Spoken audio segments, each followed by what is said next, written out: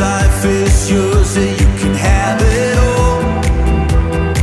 Come and make your home here in my heart.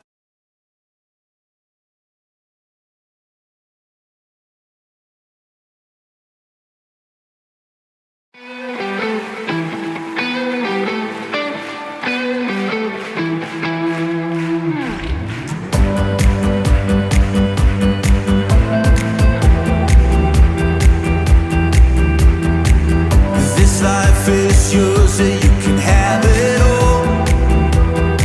Come and make your home here in my heart, here in my heart.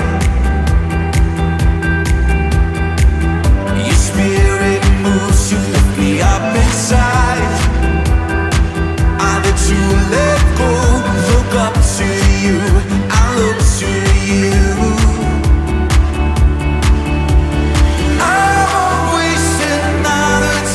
I'm running to you, I wanna love you now. Let everything else just fall away. You're all I'm after, I wanna love you now. I won't waste another day. I'm running to you, I wanna love you now.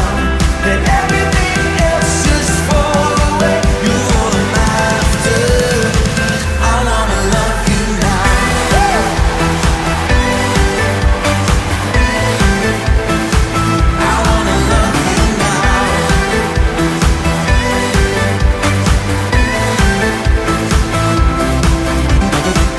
I can contain what you have put inside. It overflows and still there's more than enough. So let your song become my favorite tune. I will shout it out till my voice is gone. You deserve my all.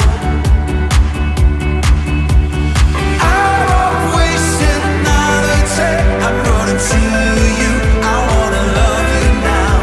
Let everything else just fall away. You're all I'm after, I wanna love you now. I won't waste another day. I'm running to you, I wanna love you now. Let everything else just fall away.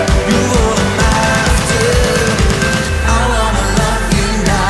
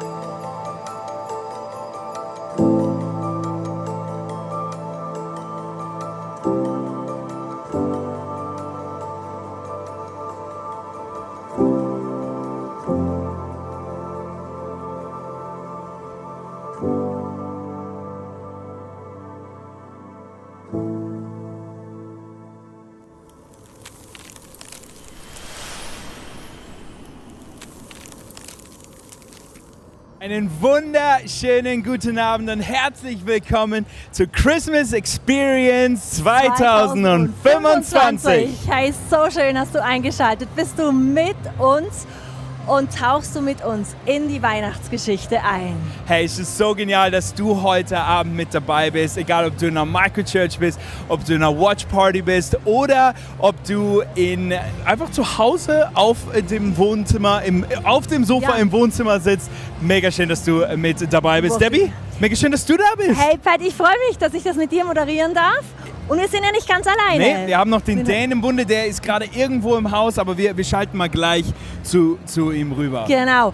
Hey, und wenn du noch nicht in Weihnachtsstimmung bist, dann kann ich dir eins garantieren. Wenn du das Christmas Experience gesehen hast, bist du ganz, ganz sicherlich drin. Absolut. Weil uns erwartet heute ganz viel Freude, Spannung, Tänze, Musik. Gute Musik. Gute Musik. Gute Sehr Tänze. gute Also Musik. wirklich alles, es wird fantastisch werden. Vielleicht Und wir auch- machen es ganz bewusst Anfang Dezember, damit wir einfach in die Stimmung reinkommen und Weihnachten so richtig feiern Genießen können. Genau. Vielleicht gibt es auch ein bisschen die Gänsehautmomente. 100%. Sagst du, vielleicht ich auch finde eine super, dass du kleine- Gänsehautmomente Ja. sagen, weil in der Schweiz sagt man Hühnerhautmomente, Ja, oder? genau, das ist ein Unterschied. Hey, ihr seht, dass hier in der Halle tatsächlich schon einiges passiert, aber der Dan ist tatsächlich irgendwo in der Halle und wir schalten mal rüber zu Dan. Dan, wo steckst du denn gerade? Ja, Pat, ich bin hier oben in der Loft im Weihnachtsmarkt. Natürlich schon die meisten Besucher sind runter in die Halle gegangen. Aber hier oben gibt es so viele wunderbare Stände. Und bei mir ist die Familie Lehmann und Friends und Anhang. Wunderschön. Von wo seid ihr da angereist? Wir sind aus Bern angereist. Da wir letztes Jahr schon mal hier waren wir so begeistert, dass wir noch weitere Personen mitgenommen haben. Sehr gut. Also ich habe gehört, ihr seid zum ersten Mal da, oder? Genau, wir sind zum ersten Mal da, sind ganz gespannt und freuen uns. Auf was freust du dich am meisten vielleicht? Oder sagst du, das bin ich am meisten gespannt drauf? Also ich glaube, die Innovation, wo man sieht, die Weihnachtsgeschichte so ein bisschen neu erzählt. Genau, das. Ja, und wir freuen uns einfach auf dieses Erlebnis bei euch, auf die Show, auf die Lichter und die Schauspieler, die Musik. Das wird super. Du bist hochschwanger, habe ich gehört. Vielleicht gibt es ein Weihnachtsbaby, gell? Ja, das könnte sein. Ein Geschenk des Himmels auf alle Fälle. Das ist es wirklich. Hey, ich danke euch vielmals. Ist der Punsch gut? Ja, er schmeckt super lecker. Also der Punsch, der gibt es hier oben, ist absolut mein Weihnachtshighlight. Hey, ich danke euch vielmals. Habt ihr kurz Einblick gehalten, seid ihr hier hingereist? Der lange Weg von Bern, gell? Und ich will Bern-Bethlehem hier in die Weihnachtssaal. Das passt. Hey, bald fängt es an, ihr dürft runter in die Halle gehen, noch austrinken, nicht vergessen. Ich wünsche euch eine wunderbare Show. Und hier oben gibt es so viele Essen und das liebe ich immer wieder. Einfach, dass die Leute da vorbeikommen, die kommen früh, gehen spät. Es gibt so viele wunderbare, handgemachte Geschenke. Habt ihr auch schon etwas gekauft? Ja, Ein paar Sachen, ja. Socken für die Geburt, fürs Wochenbett und Geschenke für unsere Freunde. Geschenke von unseren Freunden, wunderbar. Also, ich gebe zurück zu dir, Pat und Debbie. Hey, so genial, was wir alles an Angeboten hier in der Halle haben. Aber Debbie, du bist jetzt schon seit mehreren Jahren dabei als Online-Host, als Zuschauer, sogar als Artist bist du mit dabei. Erzähl uns doch mal jetzt gerade kurz vor der Show, wo stehen die Leute denn gerade? Also die mitspielen, die Artisten. Also ich denke mir, das wird jetzt so eine ganz leicht vorfreudige, nervöse, kribbelige Stimmung. Okay, Und spannend. was spannend ist, ich meine, hier draußen ist es laut, aber da hinten ist jetzt absolute Ruhe. Das Wirklich, ist ey? so, ja, weil da wird wirklich dunkel gemacht. Zuerst hat man einen Huddle, kommen nochmal Ja. alle zusammen, man betet nochmal zusammen und Ja. danach ist wirklich Fokus. Also Krass. es ist ruhig, es gibt noch ein Schwarzlicht, dass man sich noch ein bisschen durch die Also es ist so Garderobe dunkel, dass kann- das wirklich kein Licht außer ein Schwarzlicht Ja, drin man ist. hat wirklich nur Schwarzlicht Verrückt. und sonst hat man wirklich nichts, weil es geht darum, dass wir wirklich Fokus haben Ja. und uns auf das konzentrieren dürfen, was jetzt dann losgeht. Ja, verrückt. Genau. Und Sie haben sich natürlich nicht erst in der Weihnachtszeit vorbereitet, sondern Sie sind schon länger dran.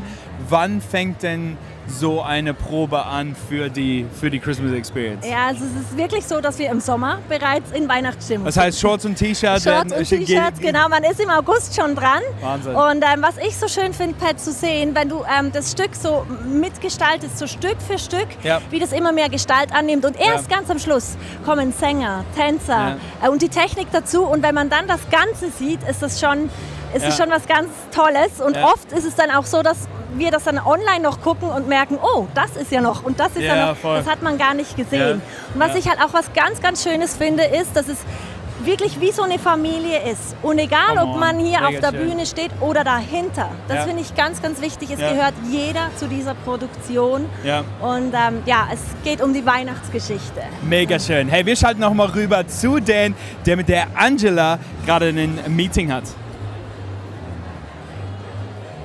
Ja, ich bin hier im Bistro und bei mir ist die Angela. Du hast das Skript geschrieben für dieses Christmas Experience. Wann hast du angefangen? Oder habt ihr als Team angefangen vorzubereiten? Nach Weihnachten, im Januar oder Februar eigentlich. Jetzt ist es soweit. Wie geht's dir? Ich bin ein bisschen nervös, ehrlich gesagt, aber ich freue mich extrem.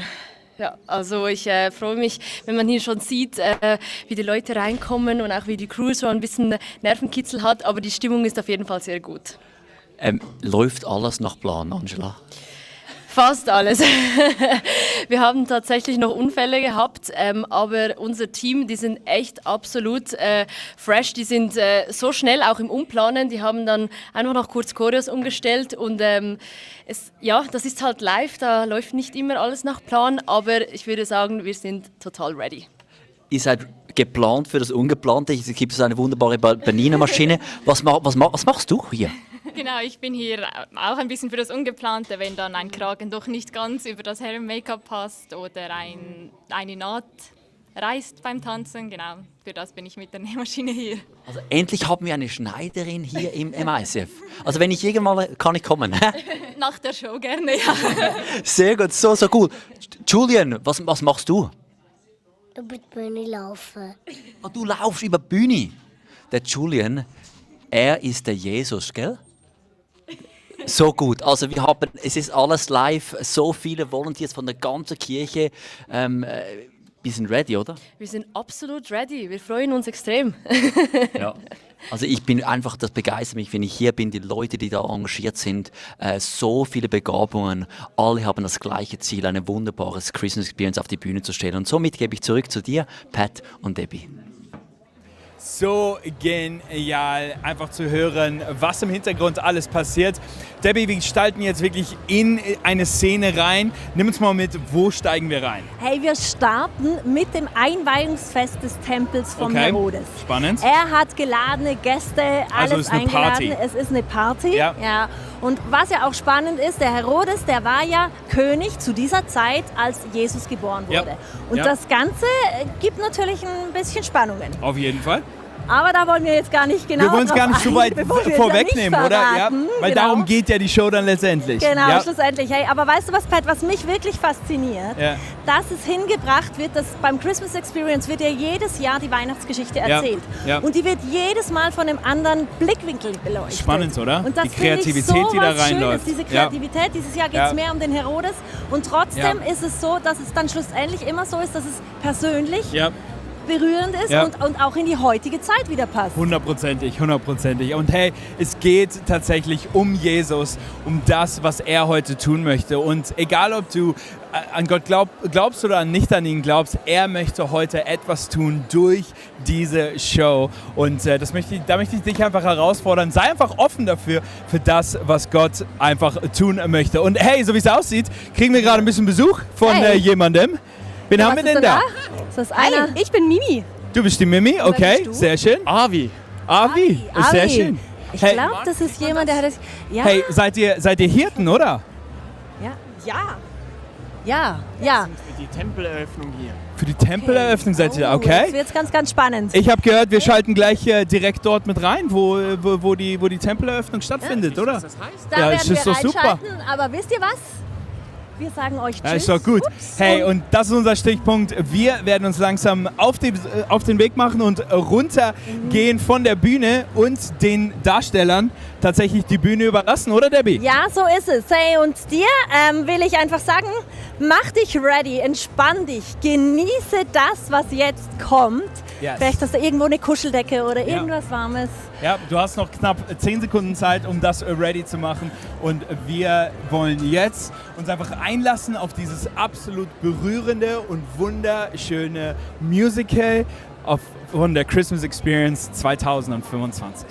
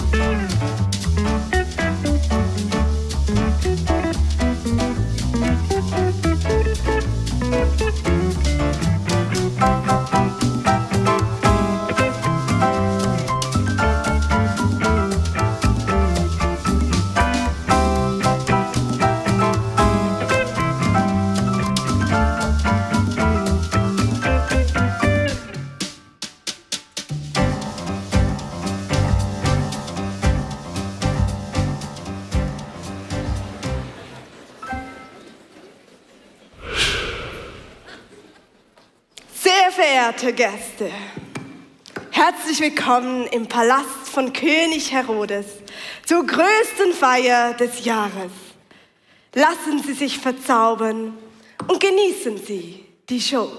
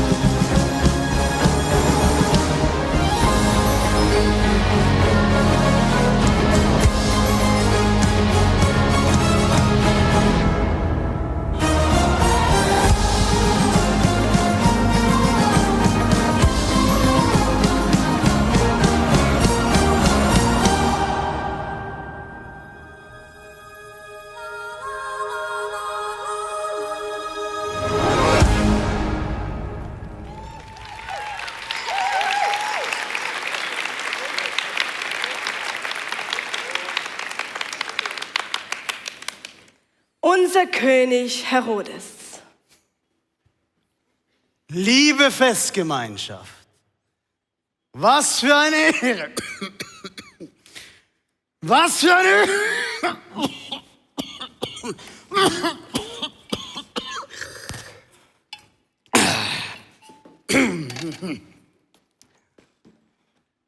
Was für eine Ehre, mit euch zusammen die Eröffnung des neuen Tempels zu feiern. Ihr werdet ihn den Herodianischen Tempel nennen. Er soll euch jederzeit daran erinnern, wer euer Gott König ist und welchen Gott wir anbeten. In diesem Sinne wünsche ich euch allen ein schönes Fest.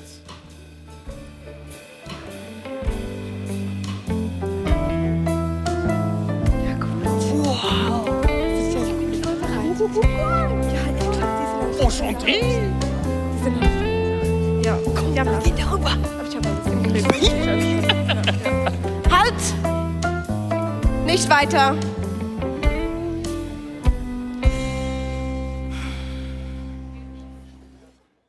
Gesindel wie ihr habt nichts an der Eröffnungsfeier von Herodes Tempel verloren. Gesindel? Wir sind kein Gesindel. Nein. Wir sind Hirten. Oh. Wir stehen auf der Liste. Ja.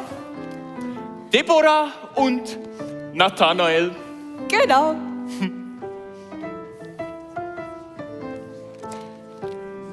Pharisäer aus Jerusalem. Ja. Engagiert und motiviert.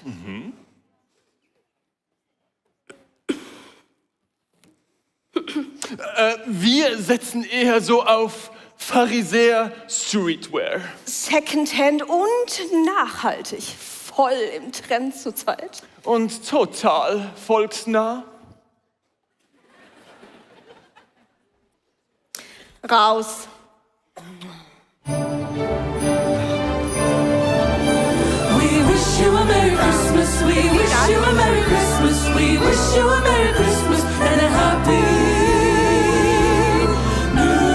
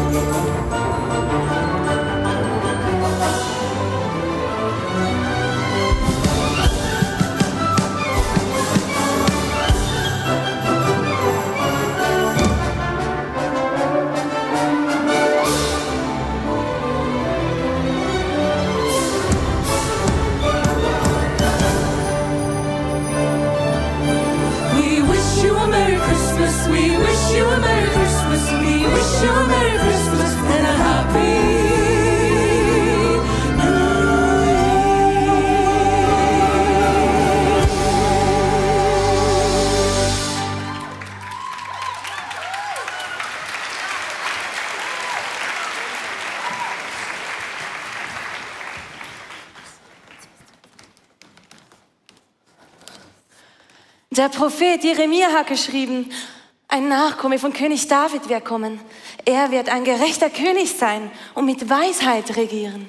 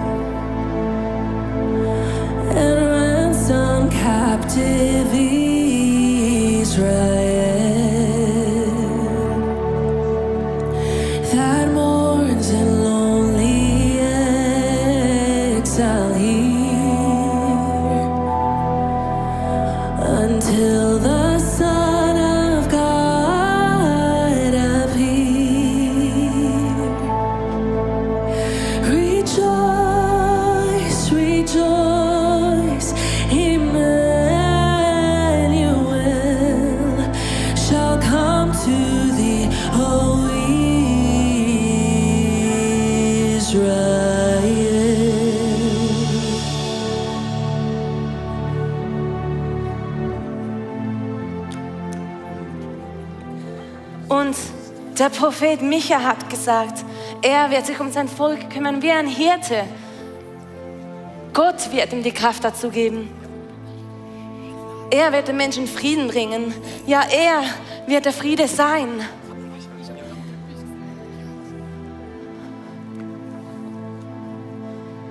Und Zachariah prophezeite, der neue König wird euch die Rettung bringen. Er wird auf einem Esel reiten. Esel? Ein König kommt doch auf einem Pferd.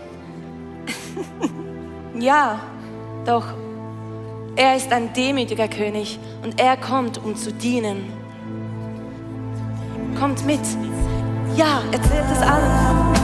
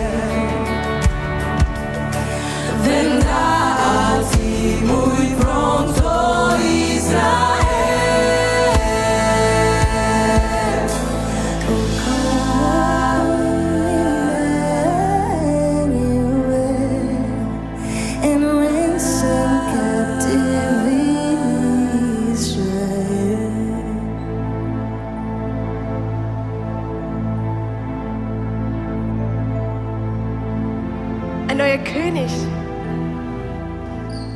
Mutter, von welchen Prophezeiungen sprechen Sie? Das passiert, wenn Menschen ihren Platz vergessen. Dieses undankbare Volk erfindet immer neue Geschichten. Dabei solltet ihr lieber zufrieden sein mit dem, was ihr habt. Alle bekommen, was sie verdienen. Entschuldigung. Diese Unruhen werden bald vorbei sein. Oh. Geh zu unserem König und sorge dafür, dass er wieder gesund wird. Und Rina, kein Wort von den Prophezeiungen.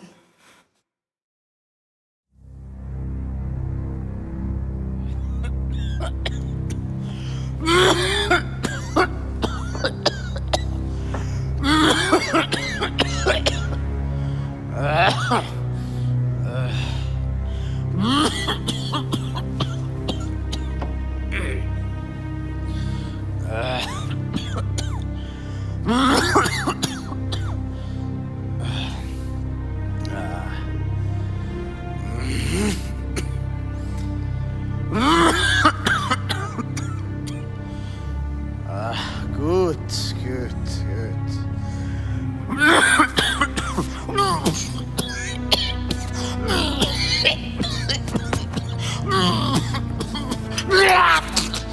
Wollt ihr mich eigentlich umbringen? Ihr seid alles Nichtsnutze.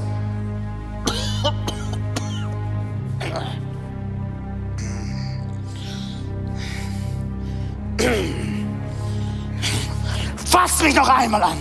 Ich bring dich um.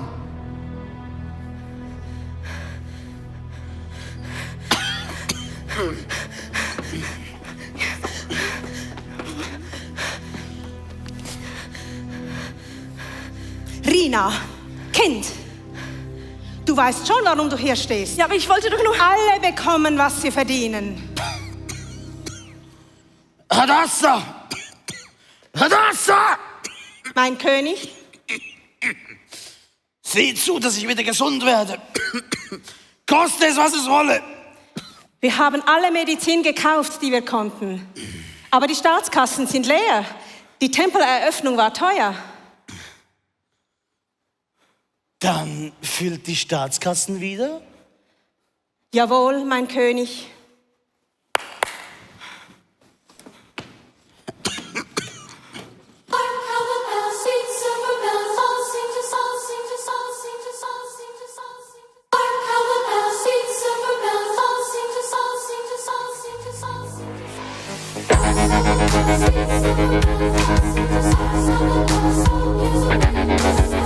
Sing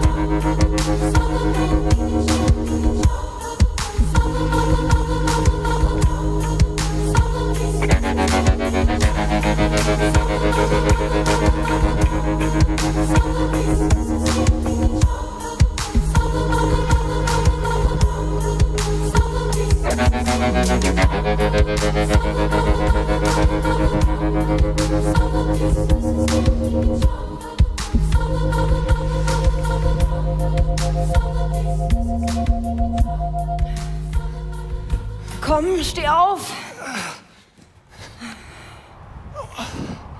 Mann!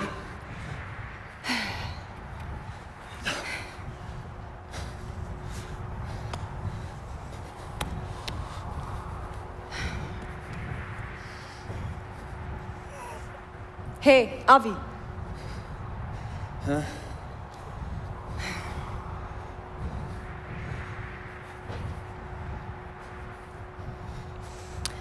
Ich sehe etwas, was du nicht siehst, und das ist weiß.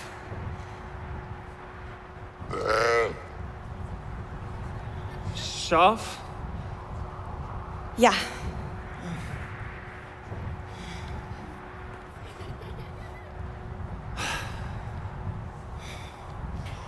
Ich sehe etwas, was du nicht siehst, und das stinkt.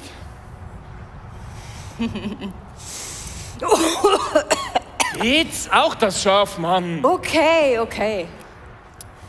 Ich sehe etwas, was du nicht siehst, und das ist...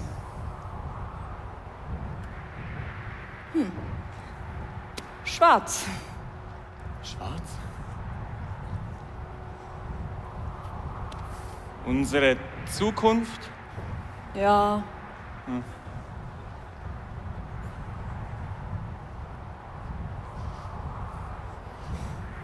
Oder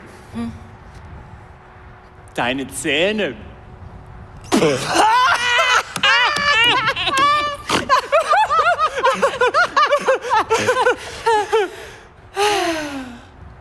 Stimmt ja beides.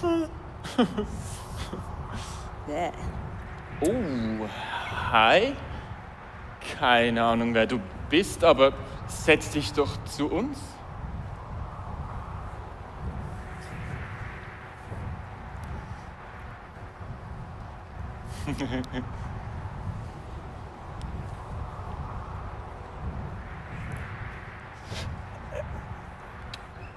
Die ist sicher kalt. Aber wir können dir nicht mal mehr eine Decke anbieten. Aber Feuer hat's noch. Ja. Heute ist echt nicht so unser Tag. Nein. Oh, aber wir spielen gerade ein Spiel. Oh ja. Ich sehe etwas, was du nicht siehst. Das kennst du, oder? Schaust dich einfach so um, was du so siehst. Genau, und in unserem Fall siehst du jetzt genau nichts. Ja. Wegen Herodes funktioniert das Spiel nicht. Er hat alles mitgenommen. Alles.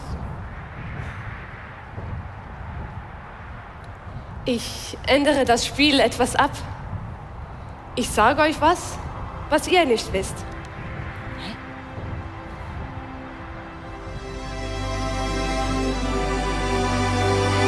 Joy to the world, the Lord is come. Let earth receive her King.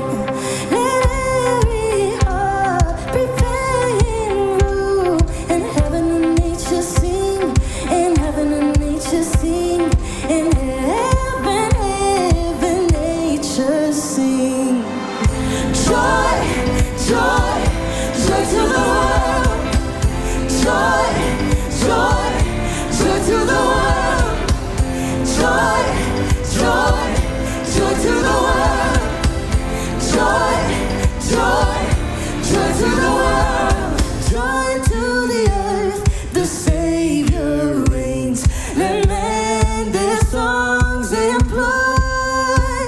While fields and floods, rock hills and plain, repeat the sounding joy. Repeat the sounding joy. Repeat, repeat the sounding joy. Joy, joy, joy to the world. Joy, joy, joy to the world.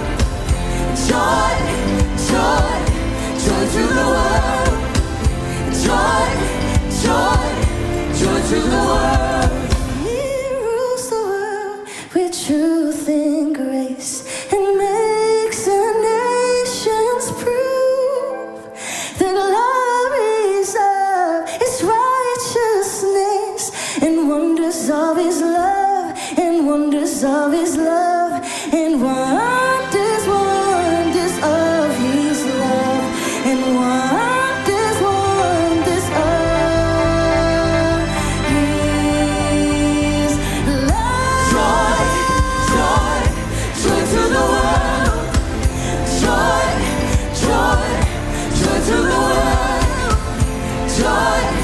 Joy, joy to the world.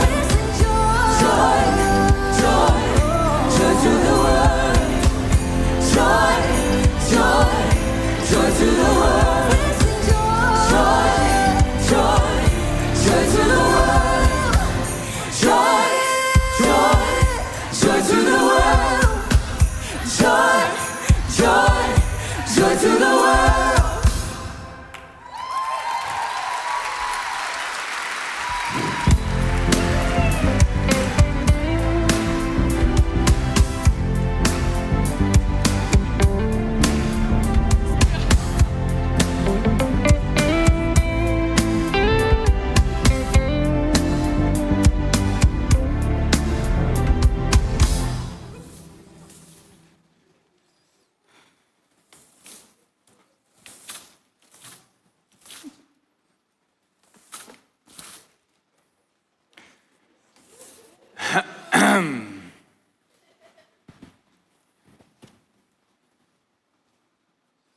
Wir sind Reisende aus dem Osten. Wir folgen einem Stern, der die Prophezeiung erfüllt. Die Prophezeiung von einem neuen König, einem Kind. In den alten Schriften steht, dass er aus Judäa kommt. Darum sind wir hier. Woher haben Sie das? Ich habe das schon mal gehört. Ja, das ist hier. Ich bedauere eure lange Reise. Hier gibt es keine Prophezeiungen zu erfüllen. Wir haben bereits einen König. Ich wünsche euch eine gute Heimreise.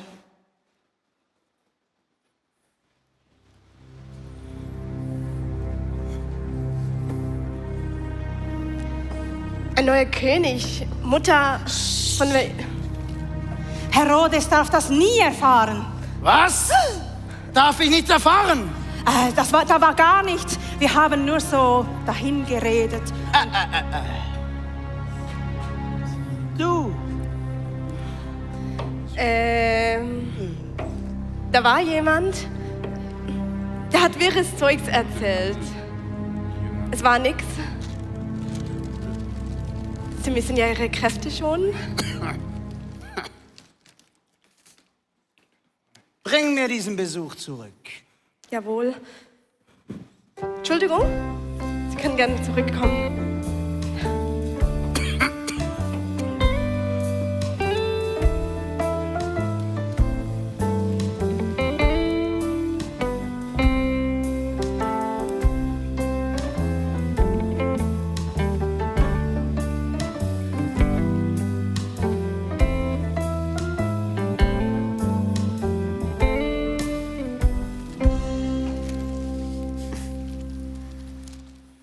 So.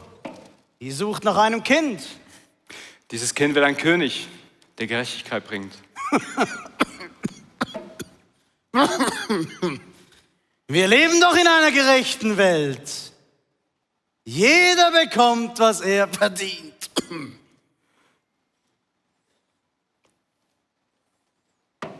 Und wie war das? Dieser König kommt, um zu dienen. Ja. Was soll denn das für ein König sein? Wahrscheinlich wäscht er seinen Untertanen auch noch die Füße.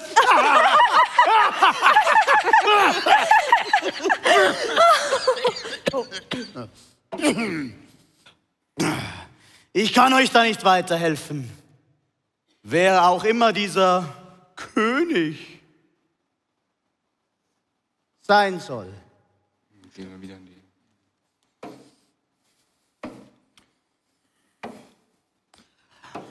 Aber ich bin daran interessiert, ihn kennenzulernen. Es ist schon spät. Ruht euch noch ein wenig aus und wir sprechen morgen weiter.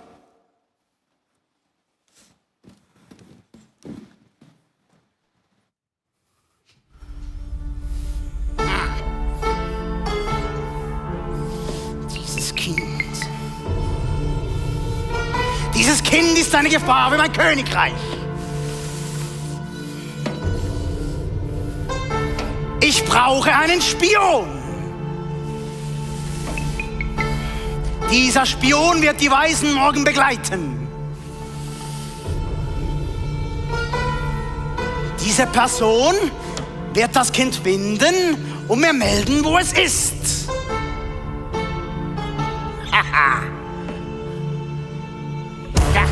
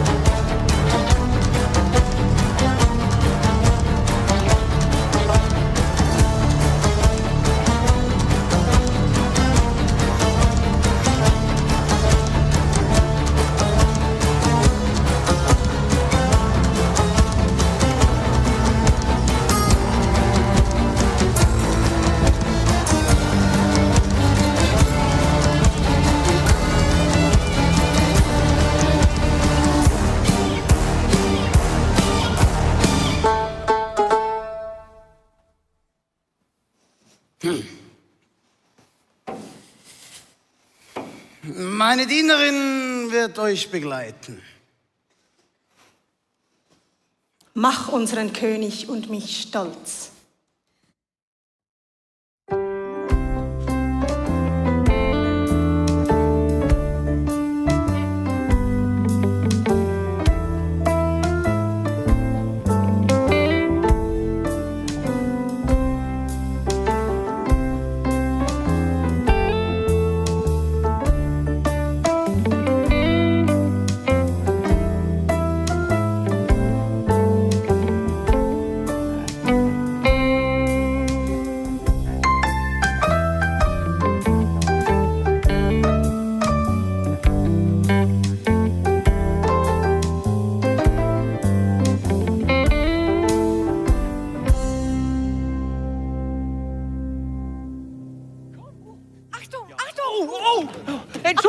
Entschuldigung! Habt ihr schon gehört? Er ist da! Der neue König Jesus. Wir haben ihn gerade erst gesehen. Ja. Wo habt ihr ihn gesehen? Da! Oh, so einen Frieden habt ihr noch nie gespürt. Hey! Die gehört doch zu Herodes. Stimmt! Du warst doch letztens noch bei uns Steuern eintreiben. Ja. Oh, da muss ich dich aber enttäuschen. Beim neuen König gibt's gar nicht so viel mitzunehmen. Warte mal, das stimmt gar nicht. Stimmt. Aber nicht das, was man erwartet hätte. Auf jeden Fall. Die freuen sich bestimmt, wenn ihr vorbeikommt. Wie habt ihr davon erfahren? Oh, es war unglaublich! Engel sind uns erschienen. Wir erzählen's euch. Oh ja.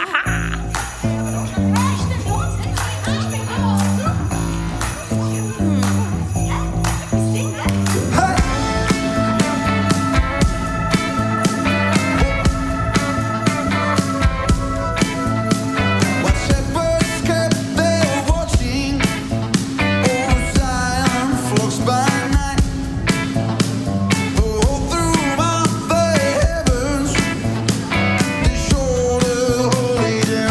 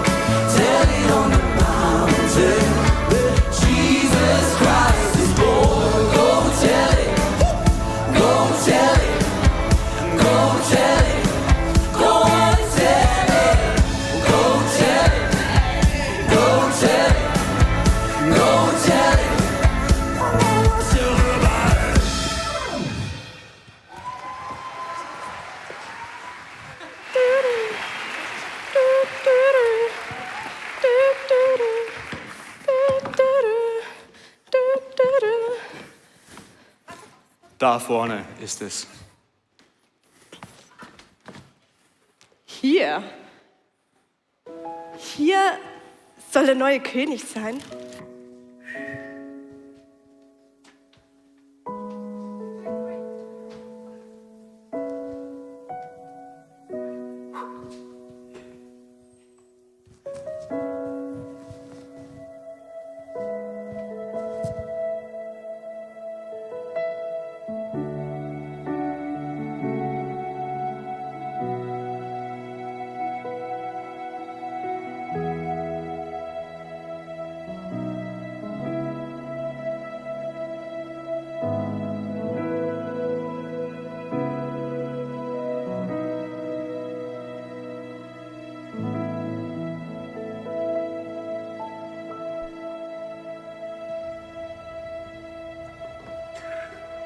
He is born, he is born, the Son of God has come to dwell, the King of kings and Lord of lords, Emmanuel.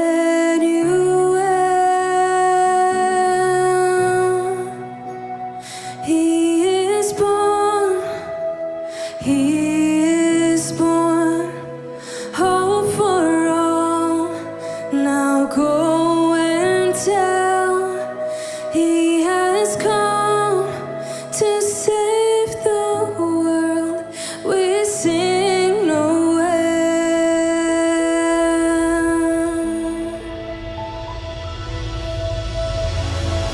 And let us all with one accord sing praises to our heavenly Lord, that hath made heaven and earth of known, and with his blood mankind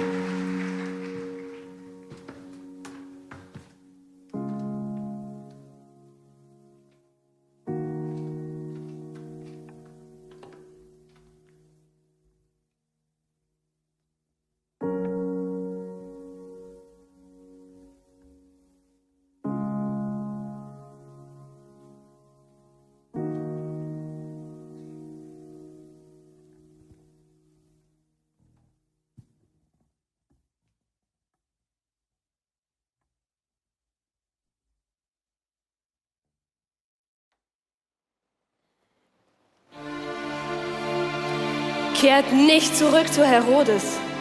Reist nach Hause.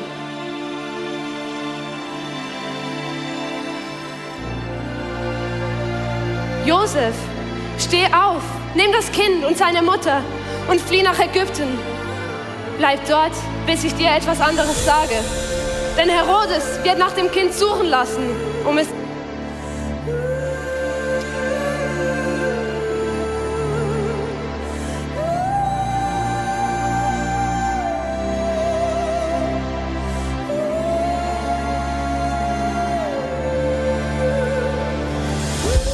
Der neue König wird euch die Rettung bringen. Er kommt, um zu dienen. Ein neuer König? Mutter, von welcher Prophezeiung sprechen Sie? Dieses undankbare Volk erfindet immer neue Geschichten. Wir sind Reisende aus dem Osten. Wir folgen einem Stern, der die Prophezeiung erfüllt. Er ist da, der neue König Jesus. Wir haben ihn gerade erst gesehen. Engel sind uns erschienen. Dieses Kind ist eine Gefahr für mein Königreich. Ich brauche einen Spion. Mach unseren König und mich stolz.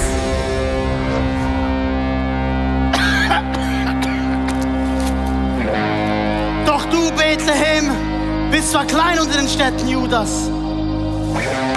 Doch aus dir soll einer kommen, der über ganz Israel herrschen soll. Wache!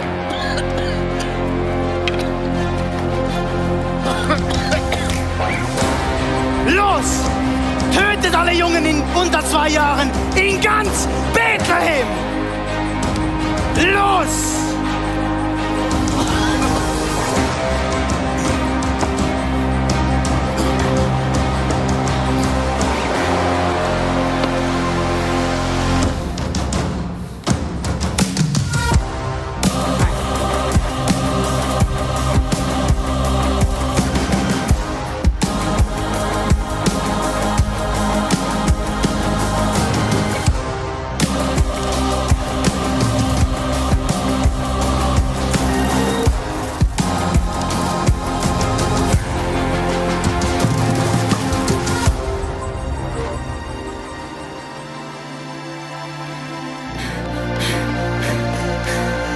Ich weiß, wo das Kind ist. Herodes hat es bereits selber herausgefunden. Die Prophezeiung endet heute Nacht.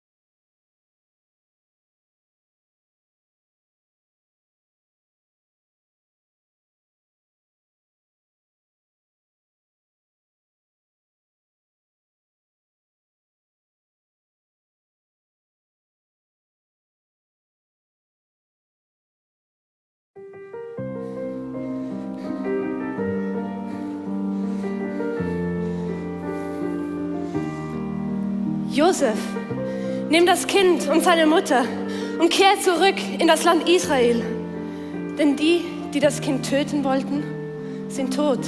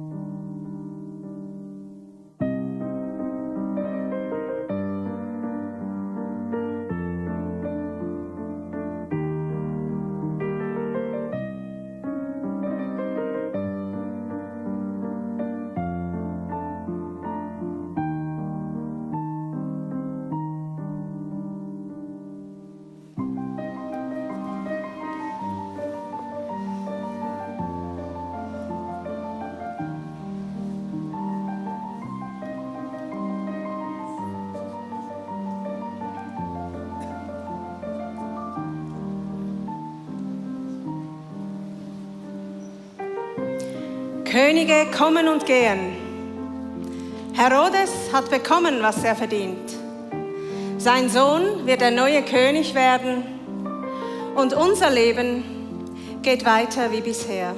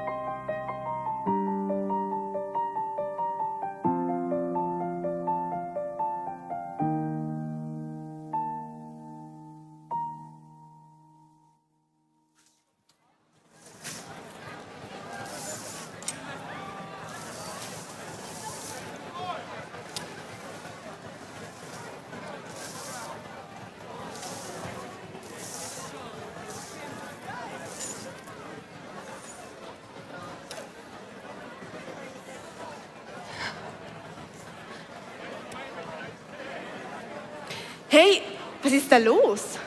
Er ist in der Stadt, Jesus. Jesus? So wie das Baby in der Krippe? Er ist das Baby in der Krippe. Und er zieht die Menschen in Scharen an. Jesus wurde doch damals umgebracht. Und mit ihm starb auch die Prophezeiung. Eine göttliche Prophezeiung kann niemals von Menschenhand zerstört werden. Jesus lebt und er dient den Menschen. Er spricht von Respekt und von Gerechtigkeit. Er liebt alle Menschen. Und er heilt sogar Kranke. Kommt mit, ihr müsst das unbedingt sehen.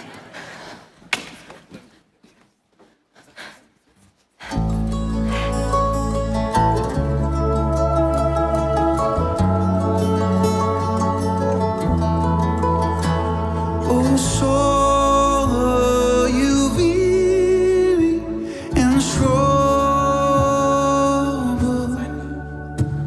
no light in the darkness you see.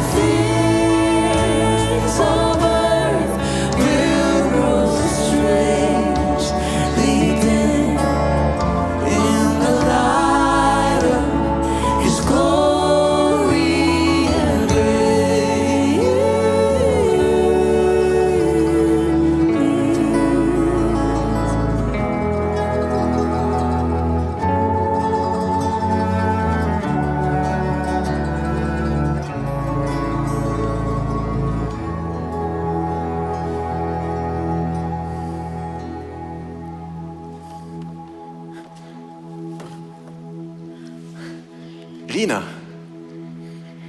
Ich bin nicht gekommen, um mich bedienen zu lassen, sondern um dir zu dienen. Und euch allen.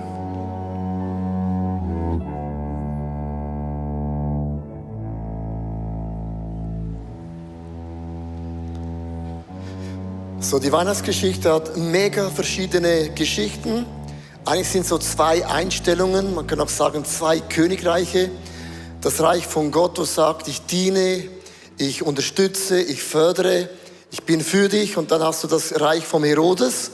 Macht, Eifersucht, Angst, dass da plötzlich jemand vor der Sonne steht, vielleicht einen Job wegnimmt, vielleicht gewisse Dinge besser macht, mehr Klicks und mehr Likes hat. Und sind so zwei Reiche, die total gegeneinander kluften.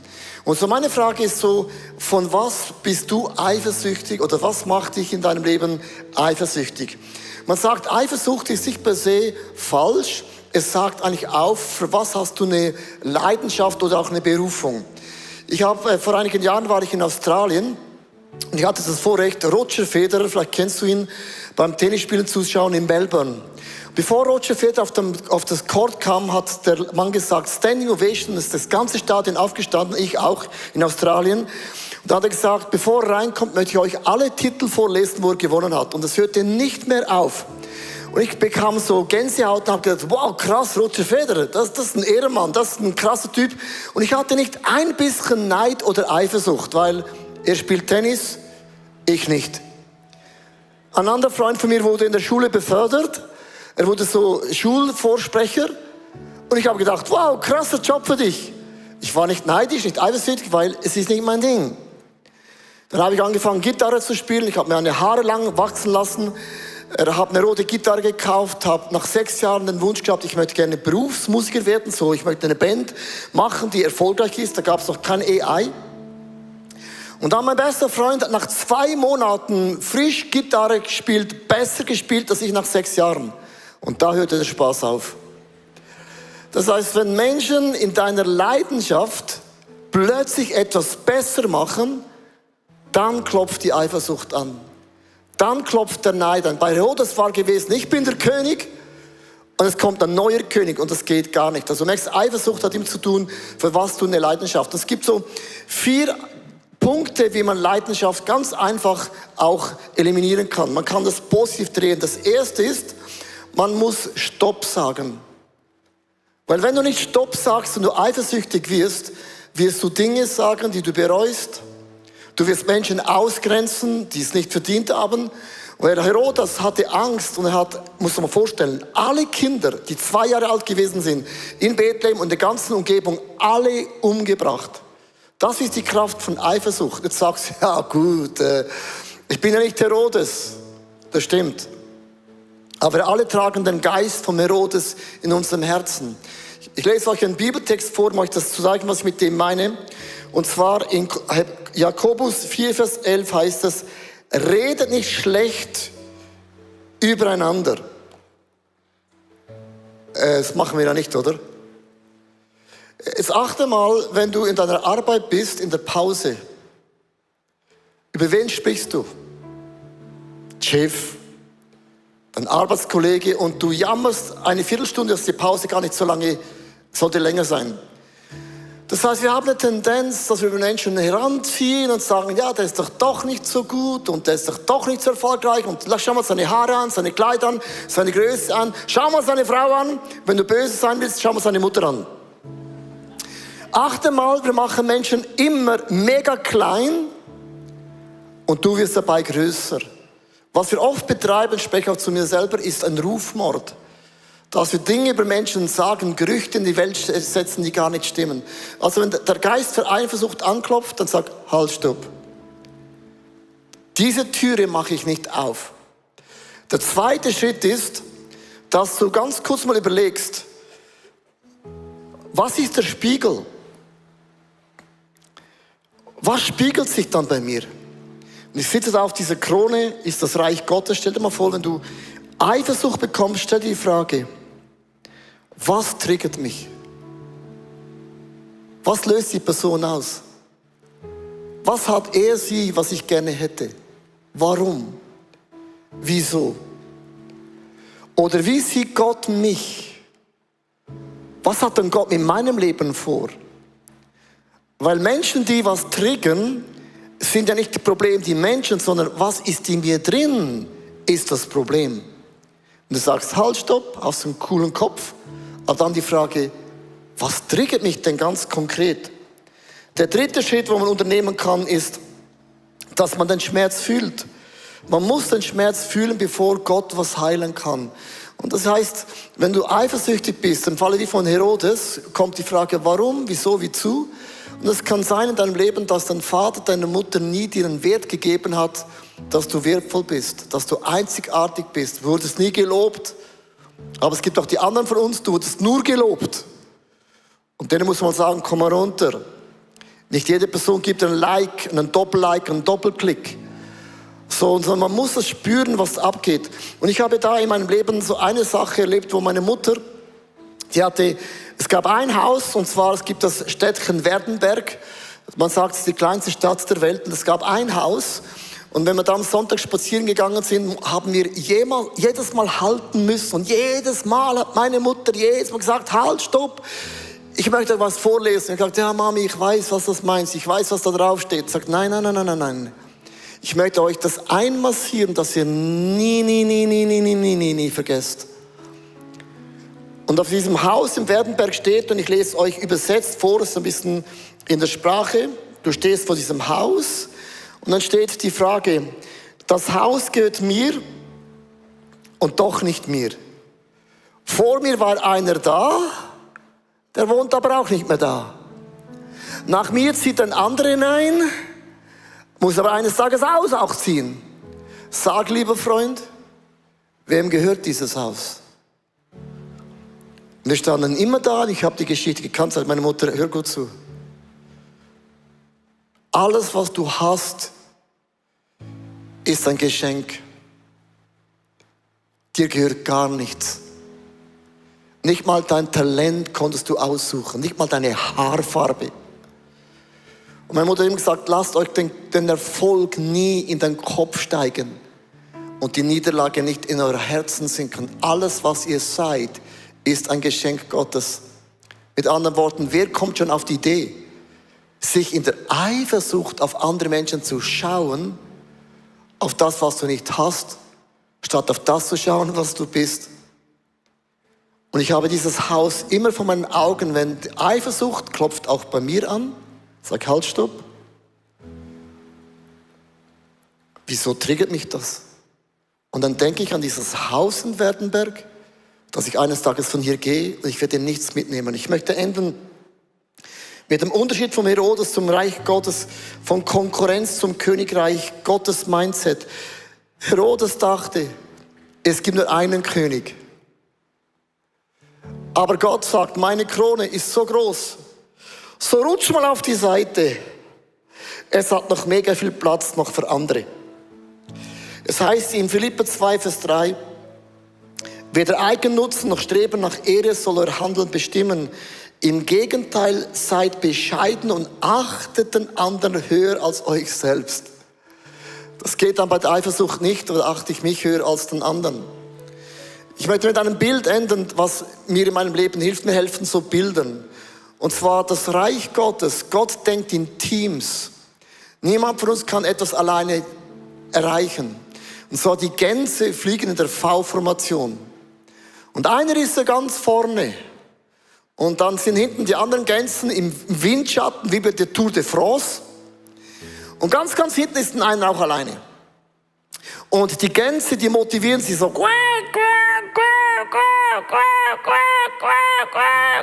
Muss man hören, sind wir schon da? Die spornen sich an. Gänse sind nicht eifersüchtig, ob du vorne oder hinten bist. Die Gänse sagen, wir wollen zusammen das Ziel erreichen. Und irgendwann muss die Lead ganz vorne geht nach hinten und eine andere Person übernimmt. Und immer wenn du Gänse siehst, denkst du immer, ich mag jetzt vielleicht die berühmteste Person sein, ich bin ganz oben, aber irgendwann bist du zuhinterst. Und so sieht Gott sein Königreich, dass jede Person im Windschatten vorne oder hinten sagt, wir feuern uns an, statt über andere zu sprechen. Ich möchte dich einladen in einem Gebet. Ich kenne nicht dein Herz, ich kenne nicht deine Situation, ich kenne mein Herz. Aber ich merke, das Thema Eifersucht beim Herodes ist schlimm, weil wir dann Menschen wehtun, die können gar nichts dafür, wir Dinge sagen, Dinge tun, die sind wirklich zerstörend. Ich habe ein Gebet aufgeschrieben, du kannst auch lesen auf der LED-Wand, wo es heißt, lieber Jesus, danke, dass du mich besser kennst als jemand auf der Welt. Ich bringe dir meine Eifersucht und ich möchte dich bitten, dass deine Liebe und Mitgefühl mich bestimmt. Ich lade dich ein, das zu fühlen in mir, was niemand fühlen kann. Ich möchte dich bitten, dass du mich gebrauchst und dass ich für immer dir gehören möchte. Wenn du gerne das Gebet mitbeten möchtest oder sagst, ich brauche wirklich einen Change, dann lade ich dich ein, dann ganz kurz deine Augen zu schließen, wenn du willst, und dieses Gebet mit mir zu beten. Dann sag, lieber Jesus, danke, dass du mich besser kennst als irgendjemand auf dieser Welt. Ich bringe dir meine Eifersucht. Und ich möchte dich bitten, dass du sie mit deiner Liebe, mit deinem Mitgefühl ersetzt. Ich bitte dich, in mein Leben zu kommen. Ich brauche dich definitiv. Und ich möchte immer für dich gehören. Bevor ich Amen sage, möchte ich dich fragen, welches Wunder der Eifersucht brauchst du? Wo hast du Freundschaften beendet? Einen Job niedergelegt? Menschen verachtet? Weil sie dir zu nahe kamen.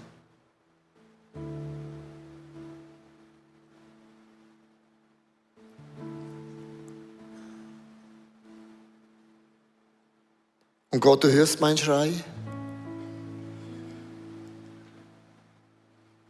Du kennst meinen Rufmorden. Und ich bin dir dankbar, wenn ich Amen sage, dass du diese Dinge wiederherstellst in mir, die ich selber nicht mehr wiederherstellen kann. Und wir sagen Amen. Amen heißt, so sei es und Gott möge Dinge wiederherstellen, die durch Eifersucht wir so richtig verkackt haben. Ich liebe Weihnachten, weil es ein Fest der Hoffnung, dass nichts bleiben muss, wie es ist, sondern Gott kann in einem Glimps Dinge nochmals verändern. Amen.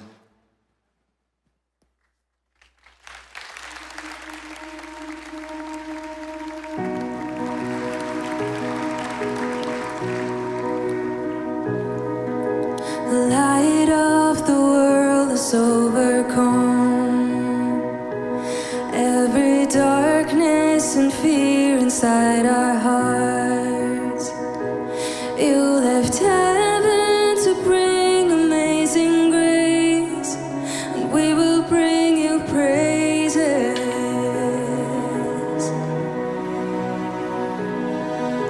The heart of the Father you reveal, all the kindness and mercy that's within.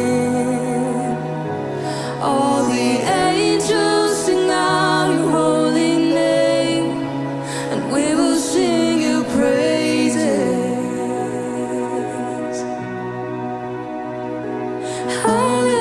Hallelujah, we will sing. Hallelujah to the King, Light of the world, Emmanuel. Jesus is here, God with us.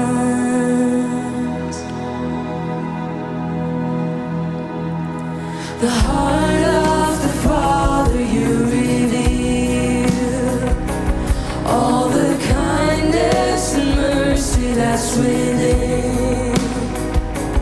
All the angels sing out your holy name, and we will sing your praises, highest praises. Hallelujah.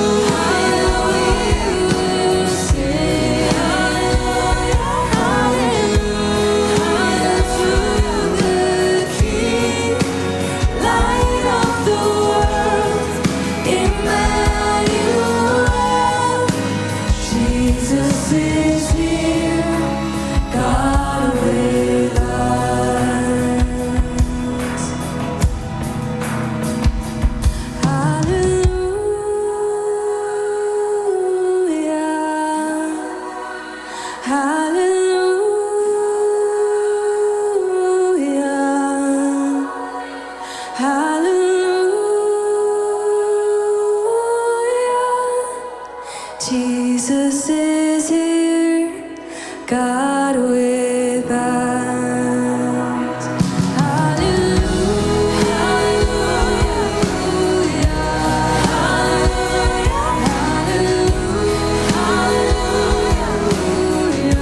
hallelujah.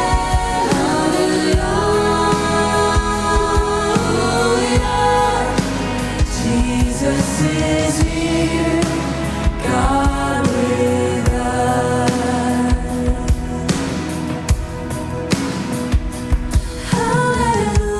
Hallelujah, we will sing.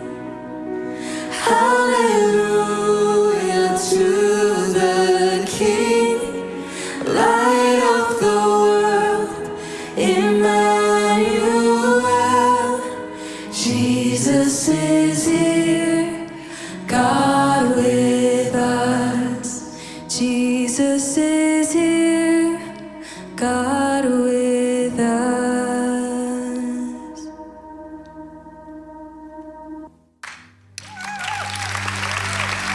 Jesus ist hier, Gott mit uns. Das ist die Botschaft von Weihnachten. Und ich lade dich ein, wenn du magst, mit mir aufzustehen, um eines dieser ganz bekannten Weihnachtslieder zu singen. Stille Nacht, heilige Nacht, wo wir daran denken, dass Gott auf Erde gekommen ist zu dir und zu mir. Stille Nacht. Stille Nacht, heilige Nacht, alles schläft,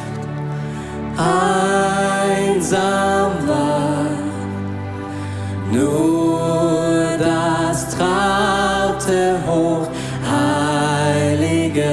Paar, das im Stalle zu Bethlehem war. Schlaf in himmlischer Ruhe, schlaf in himmlischer Ruhe.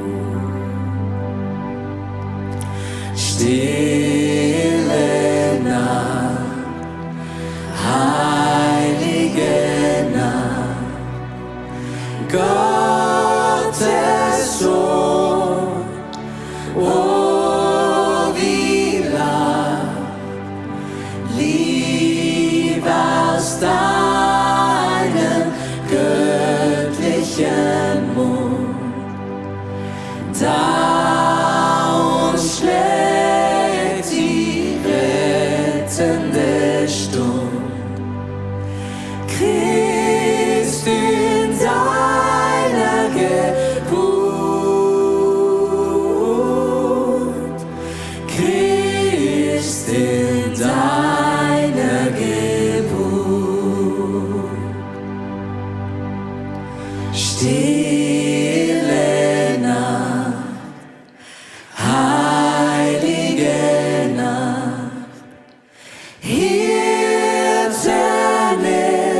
ist kundgemacht durch der Engel, Halleluja, tönt es laut von fern und nah. Christ, der Retter, ist da. Christ, der Retter, ist da. Christ, der Retter, ist da. Christ, der Retter, ist da.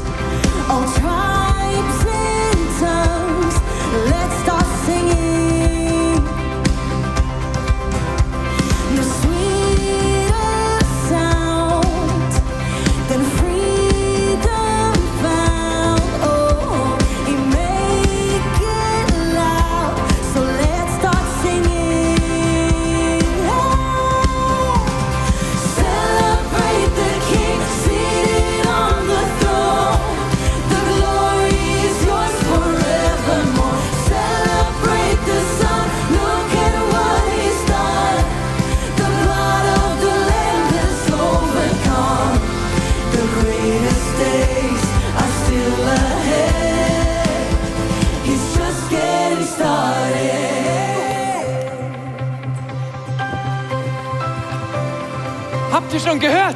Er ist da, der neue König Jesus. Er hat uns allen den Frieden gebracht. Dieses Kind wird ein König, der Gerechtigkeit bringt. Jesus ist nicht gekommen, um sich bedienen zu lassen, sondern um uns allen zu dienen.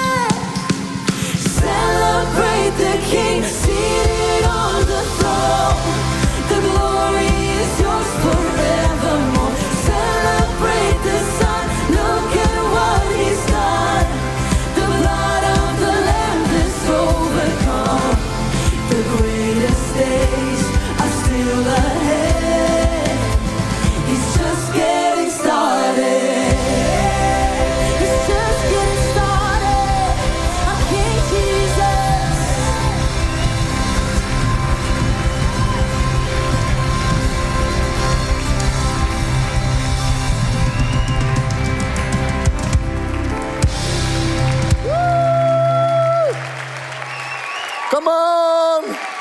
Woohoo!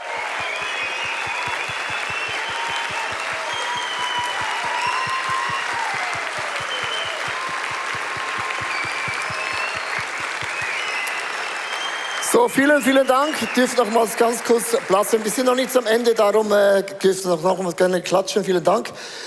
Ihr seid das super gute Publikum. Heute Abend das Beste. Vielen Dank. Bevor wir zum Grande Finale kommen, ich möchte ganz kurz, wenn du heute Abend vielleicht da bist und hast Gebet mitgebetet, das machen wir jede Weihnachten so, da wir so eine gratis Starterbibel und da rausgehst, stehen so Frauen und Männer da, dann nimm gern so eine Bibel mit, das ist unser Geschenk an dich, dass du lesen kannst, was ist das Reich Gottes für eine andere Dimension, da sind Geschichten drin von diesem wunderbaren Jesus.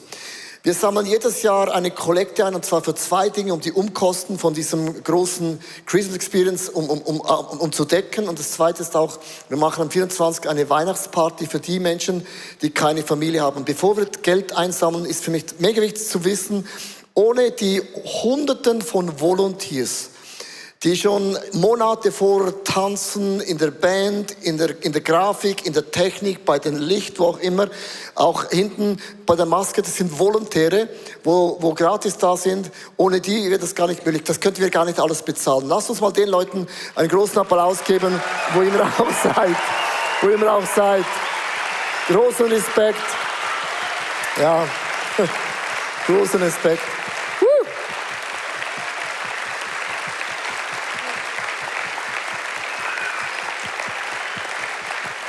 So, vorhin hat mir jemand gesagt, aus dem Tanzteam, ist es nicht krass, was wir hinkriegen mit Volontär, das ist unsere Church. Das sind Menschen, die da in der Kirche sind, was sich entwickelt haben, Talente und Fähigkeiten. Und dann das zu sehen, ist schon einfach beeindruckend, wenn Menschen sich hineingeben. Ganz kurz, dass du ein Video siehst, für was sammeln wir das Geld. Wir haben einen kurzen Clip, dass du weißt, was wir am 24. Dezember konkret machen für die Menschen, die keine Familie haben.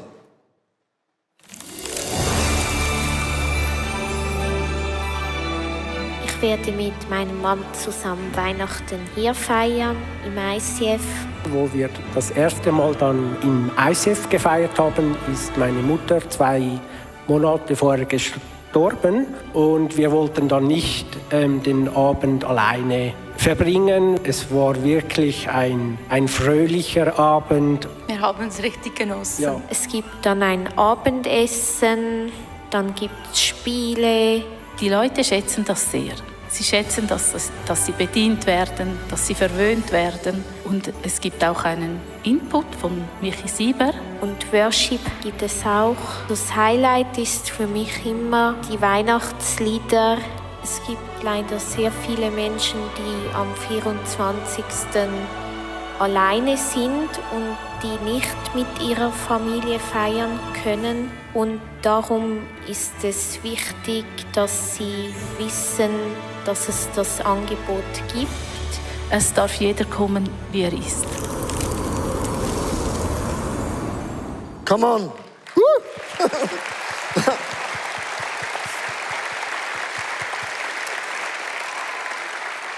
So, was mich wirklich beeindruckt, die gleiche Leidenschaft und Qualität, die du jetzt auch bei diesem Christmas Show siehst, ist das gleiche auch am 24. Du siehst einfach, was wir hinstellen an Essen, Getränken, an Leidenschaft, auch in der Volontäre, die das machen. Und für das haben wir jetzt eine Kollekte ein, um die Umkosten und das 24 bezahlen. Es gehen so Becher durch die rein, du kannst einen Silberbarren gerne da reinlegen oder ein Cash. Wenn du ein Smartphone hast, ganz kurz, kannst du einen QR-Code ganz kurz anschauen. Du kannst nicht direkt auf twinten. Du musst jetzt den QR-Code und dann sagt er, es gibt einen Twint.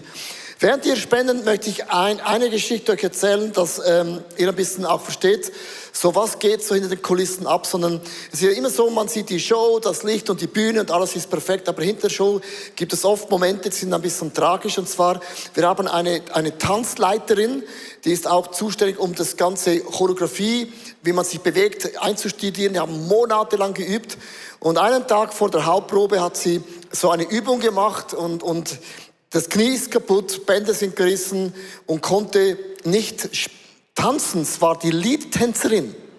Einen Tag vor der Hauptprobe. Super cool, oder? So, dann sitzt das Team zusammen und sagt, wie kann man das lösen? Wer könnte tanzen? Und ich habe gewusst, das bin ich nicht. Also Break-Tanzen kann ich gut. Ich kann auch den Büssel bauen, weil du einen Bauch hast, kannst du einmal putzen und für eine Bowlingkugel. Aber dann hatten wir alles umstellen müssen und das ist für mich so krass, wie ein Team oft sehr schnell umändern muss und nach außen sieht man das nicht, sondern alle tanzen, alle im Takt und alles ist perfekt. Und solche Geschichten zeigen mir immer wieder auf, wie krass ist das Team hinter den Kulissen, die Dinge nochmals in Ordnung bringt, dass man von außen dann keine Ahnung hat. Und ich möchte ganz kurz einfach der Person, die so lange mitgearbeitet hat, getanzt hat, geprobt hat, Choreografie gemacht, lass uns der Person einfach mal einen Dankesapplaus geben. Danke vielmals, sorry, dass du nicht auf der Bühne sein kannst. Ist hart. Come on. Ja, das sind die Geschichten, die es gibt, genau. Aber ich generell finde Weihnachten super, oder? So, lasst uns doch mal so richtig Weihnachten feiern. Wer möchte noch Weihnachten feiern? Komm mal. Ja, Weihnachten.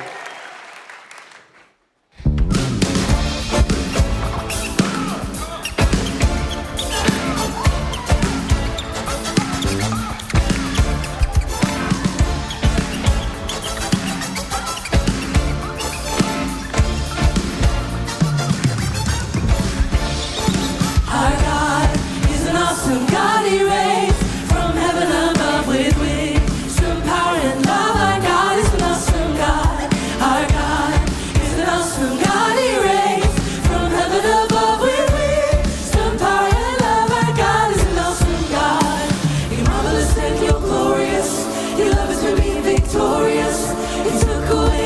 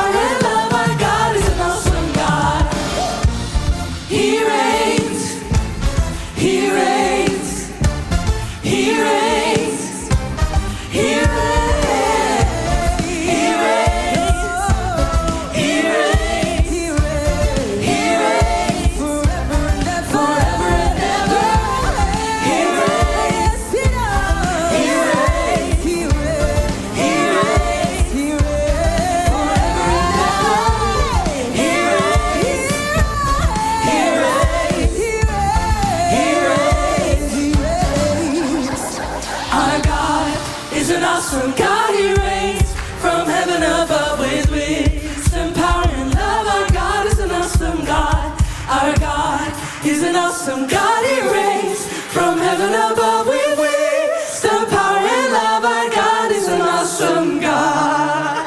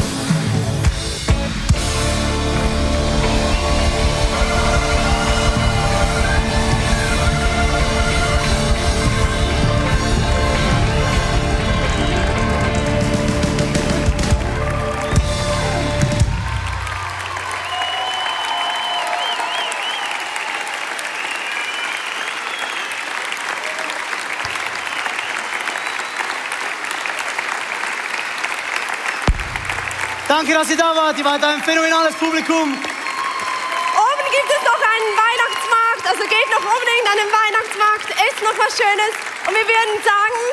Schöne Weihnachten, genießt den Weihnachtsmarkt. Bis zum nächsten Mal. Tschüss.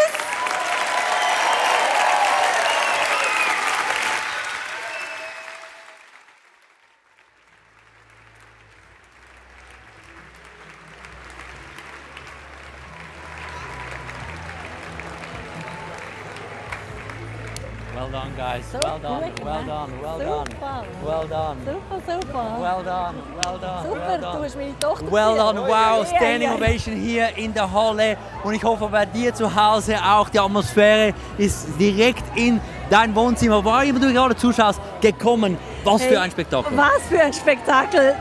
Denn ich frage mich wirklich eins, wie ist das möglich? Wie ist das möglich, dass du jedes Jahr wieder eine Show von ganz Neuem so auf die Beine stellst? Völlig was Neues, Ja. hat mich wirklich weggeschlagen. Ja. Heute die Kulisse, dieses Einheitliche, einfach wunderschön. Schreib mal kurz in den Kommentar, was du speziell jetzt geliebt hast an dieser Christmas Experience. Hier ist das Schneeparty. Well done, guys. Wie fühlt sich's? Exciting, exhausted, aber so happy. Ihr habt das so gut gemacht, hey. Well done. Danke. Hat Spaß gemacht. Come on. Spaß gemacht. Hey, was mir mega gefallen hat, oder auf Hochdeutsch, Ja. was mir sehr gefallen hat, waren wieder einfach die Musik. Ja. Die Musik haut mich jedes Mal weg. Hey, ich habe hier zwei, drei Sänger, komm mal zu uns. Hey, was ihr wieder geleistet Danke habt. vielmals. Oder? Danke. Wirklich. Gerne. Aber Dan, ich finde, dir fehlt noch so ein Glitzer-Outfit. Oh, Möchtest bitte, du diese noch bitte. haben? Ich brauche das, dann Ja. passe ich in diese That's Runde. In Warum diese ist es für dich, wenn du auf so einer Bühne Weihnachtslieder singst? Ist es anders als privat so daheim? Ja, also ich singe jetzt nicht jeden Tag Stille Nacht bei mir zu Hause, aber das ist für mich so gemeinsam Weihnachten feiern und das liebe ich einfach, dass wir unseren Retter gemeinsam feiern können. Ja, kann man. Was ich geliebt habe, ist der Herodes, diese Stimmung. Du darfst wieder feiern, Tamara, go. Und ich hab's geliebt, dass wir gesehen haben, wie Jesus in der Krippe, wie das angefangen hat. Ja. Hey, aber er ist groß geworden, ist für uns gestorben. Ja. Die Geschichte geht weiter, es bleibt nicht bei der Weihnachtsgeschichte. So stark, Debbie. Einfach nur So schön, oder? Hey, ja, und jetzt bleibt uns nichts anderes, als dir zu sagen, bleib unbedingt noch dran, weil wir haben noch Pat im Foyer.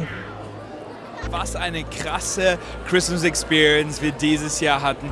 Und ich möchte es nochmal aufgreifen, was Leo gesagt hat. Am Ende hat er einen Aufruf gemacht, dass wenn du eine Entscheidung für Jesus treffen möchtest oder getroffen hast, dass du die beste Entscheidung deines Lebens getroffen hast. Und das bedeutet auch, dass du Teil von der Familie Gottes bist. Und was das bedeutet, ist, dass Gott möchte, dass wir in Gemeinschaft mit ihm gemeinsam leben. Und wir als Kirche möchten dir einfach verschiedene Möglichkeiten geben, wie du das machen kannst. Das erste ist, unter ICF icf.ch/Jesus bekommst du, wenn du online dabei bist, eine Bibel zugeschickt, wenn du dort auf den Link gehst und dich dort anmeldest. Hier vor Ort haben wir einen Stand, wo man sich die Bibeln abholen kann, aber online wollen wir icf.ch/Jesus dir zur Verfügung stellen, damit du dich bei uns melden kannst, und wir würden es lieben, dir eine Bibel zuzuschicken, damit du deinen Weg mit Jesus einfach so in der Form starten kannst. Ich möchte es auch ans Herz legen, dass du dir die Bibel holst, auch wenn du schon eine Bibel zu Hause hast. Einfach als Statement, dass du sagst, hey, ich möchte heute ein Statement setzen, ich bestelle diese Bibel. Und mit der Bibel ist es mein Statement, dass ich ab heute zu Jesus gehöre. Das Zweite ist, dass Gott hat uns dazu berufen, in Gemeinschaft zu leben. Und das bedeutet, dass wir einerseits eine Kirche brauchen und andererseits Small Groups brauchen. Wir hoffen, ich würde dir ans Herz legen, dass du dir eine Kirche suchst. Ob das eine Kirche ist, die bei dir in der Umgebung ist, vielleicht eine Kirche bei dir um die Ecke oder in der Stadt, wo du weißt, hey, das ist eine gute Kirche, da möchte ich hingehen. Oder du kennst jemanden, der Teil von einer Kirche ist, dann frag die Person, hey, ich habe eine Entscheidung für Jesus getroffen, kann ich zu dir zur Kirche kommen? Wenn du ICF als deine Kirche ansehen möchtest, dann würde ich dich bitten, auf icf.ch/connect zu gehen und dort dich bei uns zu melden, damit wir dir helfen können, einfach Teil von der Kirche zu werden. Einerseits haben wir unsere Celebrations nennen wir unsere Gottesdienste, um 9:30 Uhr und um 11:30 Uhr am Sonntagmorgen, und dann haben wir noch um 17 Uhr und 19 Uhr Celebrations. Dort kannst du einfach am Sonntag mit reinschauen. Online hier auf YouTube findest du diese Celebrations, oder du kannst Teil von einer Microchurch werden. Wenn du dich bei icf.ch/connect dann meldest, dann würden wir es lieben, dir zu helfen, eine Small Group zu finden, weil, wie gesagt, wir sind dazu berufen, in Gemeinschaft zu leben, und das ist das, wo wir dir helfen wollen, eine Small Group zu finden. Also 2 Sachen für dich. Das erste, wenn du eine Entscheidung für Jesus getroffen hast, melde dich bei uns unter icf.ch/Jesus, und wenn du uns als Kirche einfach mehr erfahren möchtest oder Teil von der Kirche werden möchtest, dann melde dich bei uns unter icf.ch/connect. Hey, es ist so schön gewesen, dass du mit dabei warst. Ich freue mich immer wieder über neue Leute, die auch in den Chat mit reinschreiben, die einfach mit dabei sind. Hey, ich wünsche dir eine wunderschöne Weihnachtsseason mit deiner Familie, mit deiner Freunde und einen absolut gesegneten Tag. Bis dann. Ciao.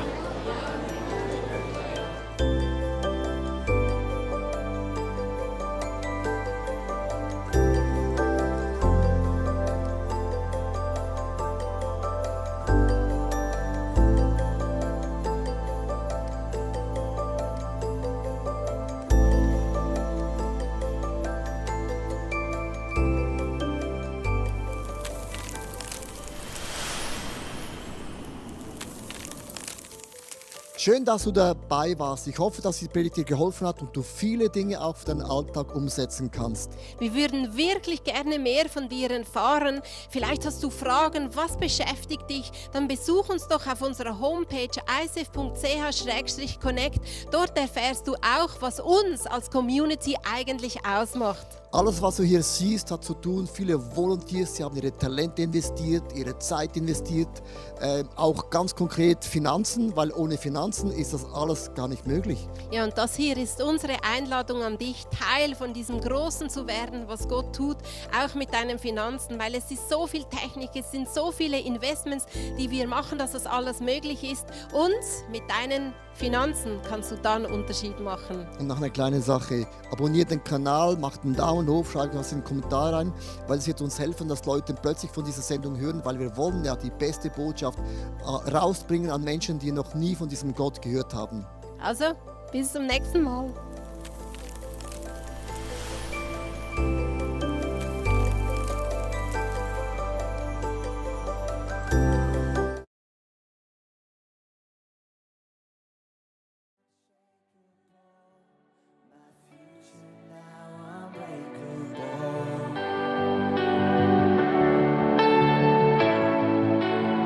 So come what may, I choose to stay in your love that won't fade away. Jesus, come and have your way.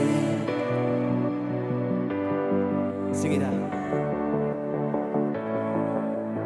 Here is my heart, Lord.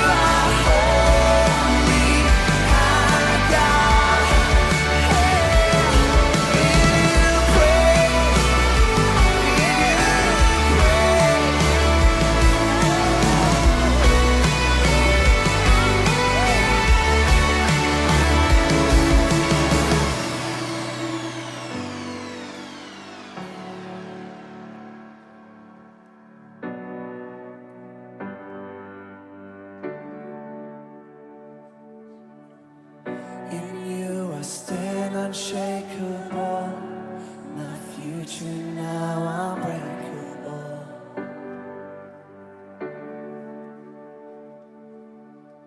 So come on, may I choose to stay in your love that won't fade away. Jesus, come and have your way. Have your way in this place, Jesus.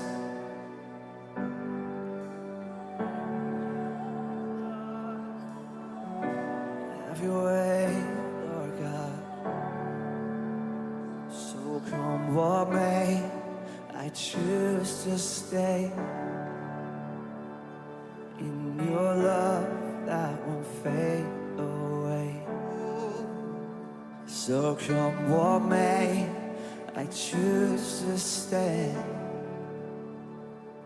in your love that won't fade away. You know what? Let's sing this together. So come what may, I choose to stay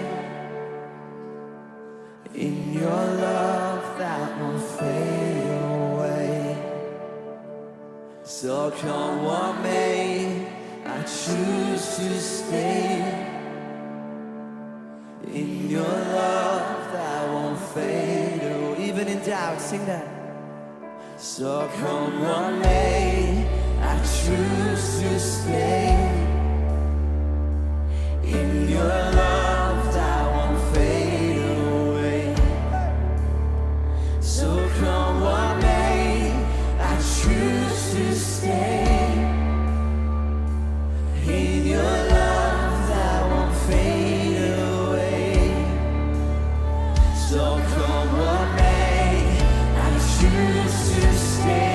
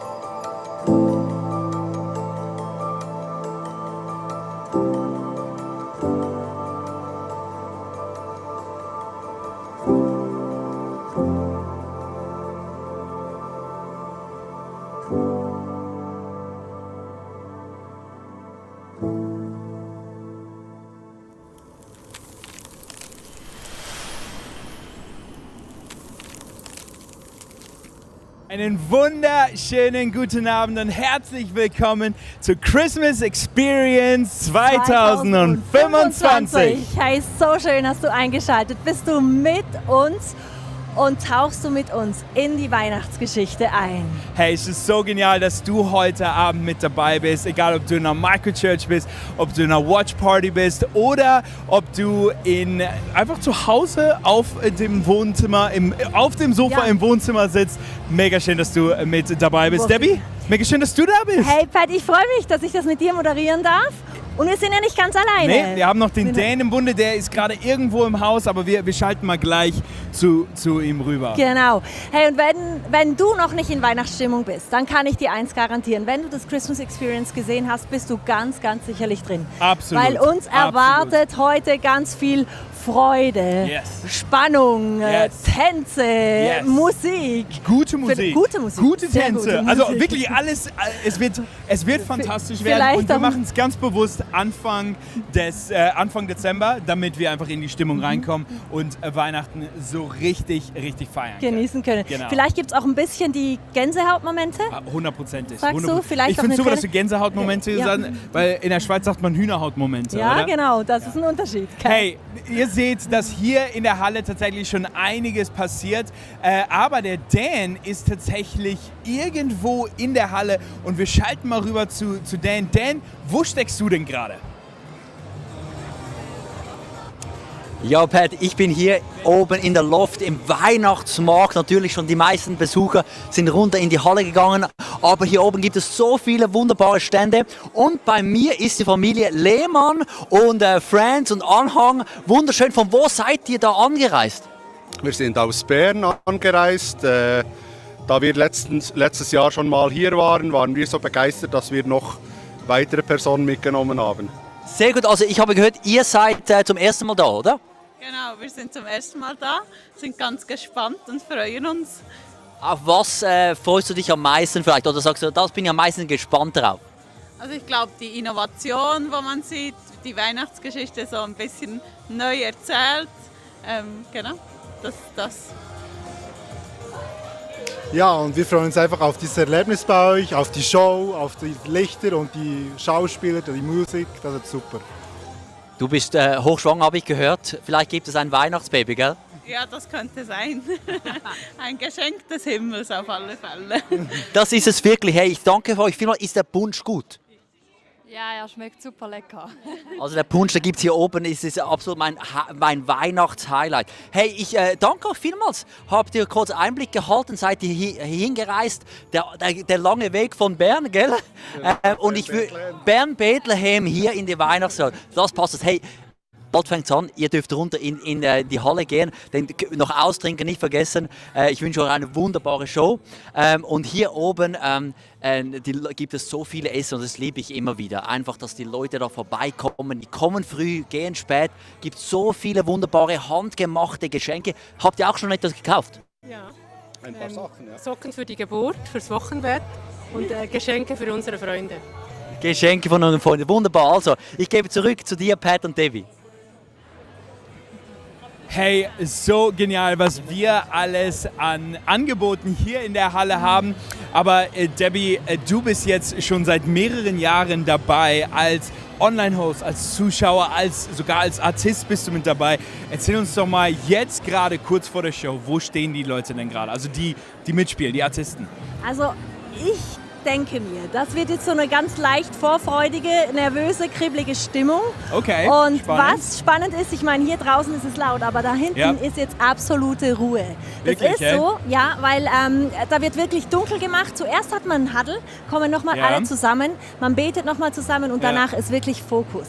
Also Krass. es ist ruhig, es gibt noch ein Schwarzlicht, dass man sich noch ein bisschen durch die Also es ist so Garderobe dunkel, dass wirklich kein Licht außer ein Schwarzlicht ja, drin ist. man hat wirklich nur Schwarzlicht Verrückt. und sonst hat man wirklich nichts, weil es geht darum, dass wir wirklich Fokus haben und uns auf das konzentrieren dürfen, was jetzt dann losgeht. Ja, verrückt. Genau. Und Sie haben sich natürlich nicht erst in der Weihnachtszeit vorbereitet, sondern Sie sind schon länger dran. wann fängt denn so eine Probe an für die Christmas Experience? Ja, also es ist wirklich so, dass wir im Sommer bereits in Weihnachtsstimmung Das heißt, Shorts und T-Shirts Shorts und T-Shirts, genau. Man ist im August schon dran. Wahnsinn. Und was ich so schön finde, Pat, zu sehen, wenn du das Stück so mitgestaltest, so Stück für Stück, wie das immer mehr Gestalt annimmt. Und erst ganz am Schluss kommen Sänger, Tänzer und die Technik dazu. Und wenn man dann das Ganze sieht, ist das schon... Es ist schon was ganz Tolles und oft ist es dann auch so, dass wir das dann online noch gucken und merken, oh, das ist ja noch und das ist ja noch, voll. das hat man gar nicht gesehen. Und was ich halt auch was ganz, ganz Schönes finde, ist, dass es wirklich wie so eine Familie ist. Und egal, ob man hier auf der Bühne steht oder dahinter, das finde ich ganz, ganz wichtig. Es gehört jeder zu dieser Produktion. Und es geht um die Weihnachtsgeschichte. Mega schön. Hey, wir schalten noch mal rüber zu Dan, der mit der Angela gerade ein Meeting hat. Ja, ich bin hier im Bistro und bei mir ist die Angela. Du hast das Skript geschrieben für dieses Christmas Experience. Wann hast du angefangen? Oder habt ihr als Team angefangen vorzubereiten? Nach Weihnachten, im Januar oder Februar eigentlich. Jetzt ist es soweit. Wie geht's dir? Ich bin ein bisschen nervös, ehrlich gesagt, aber ich freue mich extrem. Ja, also ich freue mich, wenn man hier schon sieht, wie die Leute reinkommen und auch wie die Crew so ein bisschen Nervenkitzel hat, aber die Stimmung ist auf jeden Fall sehr gut. Läuft alles nach Plan, Angela? Fast alles. Wir haben tatsächlich noch Unfälle gehabt, aber unser Team, die sind echt absolut fresh. Die sind so schnell auch im Umplanen. Die haben dann einfach noch kurz Choreos umgestellt und das ist halt live. Da läuft nicht immer alles nach Plan, aber ich würde sagen, wir sind total ready. Ihr seid geplant für das Ungeplante. Es gibt eine wunderbare Bernina-Maschine. Was machst du hier? Genau, ich bin hier auch ein bisschen für das Ungeplante, wenn dann ein Kragen doch nicht ganz über das Herren-Make-up passt oder eine Naht reißt beim Tanzen. Genau, für das bin ich mit der Nähmaschine hier. Also endlich haben wir eine Schneiderin hier im ICF. Also wenn ich irgendwann mal kann ich kommen. Nach der Show gerne, ja. Sehr gut, so cool. Julian, was machst du? Über die Bühne laufen. Oh, du laufst über die Bühne. Der Julian, er ist der Jesus, gell? So gut. Also es ist alles live, so viele Volunteers von der ganzen Kirche. Wir sind ready, oder? Wir sind absolut ready. Wir freuen uns extrem. Ja. Also ich bin einfach, das begeistert mich, wenn ich hier bin, die Leute, die da engagiert sind, so viele Begabungen, alle haben das gleiche Ziel, ein wunderbares Christmas Experience auf die Bühne zu stellen. Und somit gebe ich zurück zu dir, Pat und Debbie. So genial, einfach zu hören, was im Hintergrund alles passiert. Debbie, wir gestalten jetzt wirklich in eine Szene rein. Nimm uns mal mit, wo steigen wir rein? Hey, wir starten mit dem Einweihungsfest des Tempels von Herodes. Spannend. Er hat geladene Gäste, alles also ist eine eingeladen. Party. Es ist eine Party. Ja. Und was ja auch spannend ist, der Herodes, der war ja König zu dieser Zeit, als Jesus geboren wurde. Ja. Und das Ganze gibt natürlich ein bisschen Spannungen. Auf jeden Fall. Aber da wollen wir jetzt gar nicht genau Wir wollen es gar nicht so weit vorwegnehmen, oder? Ja, weil darum geht ja die Show dann letztendlich. Genau, schlussendlich. Hey, aber weißt du was, Pat, was mich wirklich fasziniert? Ja. Dass es hingebracht wird, dass beim Christmas Experience wird ja jedes Jahr die Weihnachtsgeschichte erzählt. Ja. Und die wird jedes Mal von einem anderen Blickwinkel beleuchtet. Spannend, oder? Und das die Kreativität, die da reinläuft. Diese Kreativität, dieses Jahr geht es mehr um den Herodes.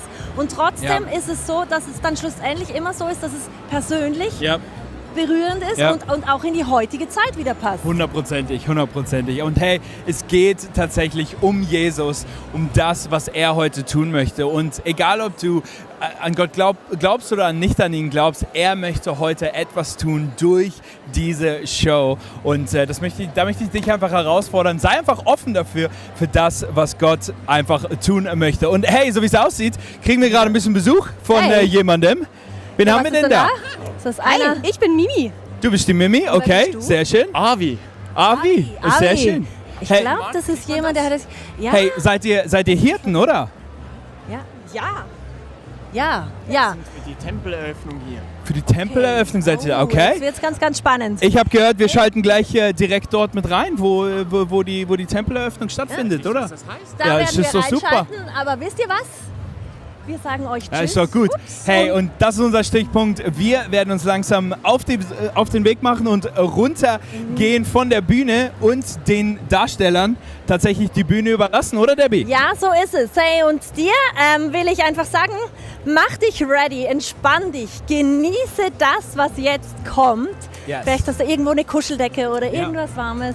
Ja, du hast noch knapp 10 Sekunden Zeit, um das ready zu machen. Und wir wollen jetzt uns einfach einlassen auf dieses absolut berührende und wunderschöne Musical von der Christmas Experience 2025.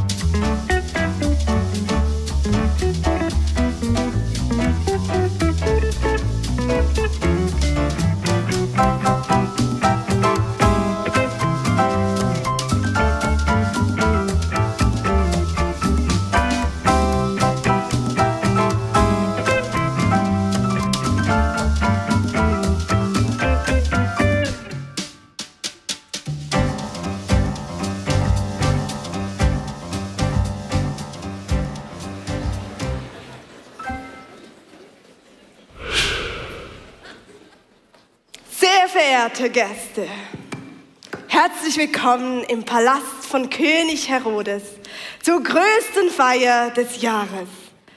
Lassen Sie sich verzaubern und genießen Sie die Show.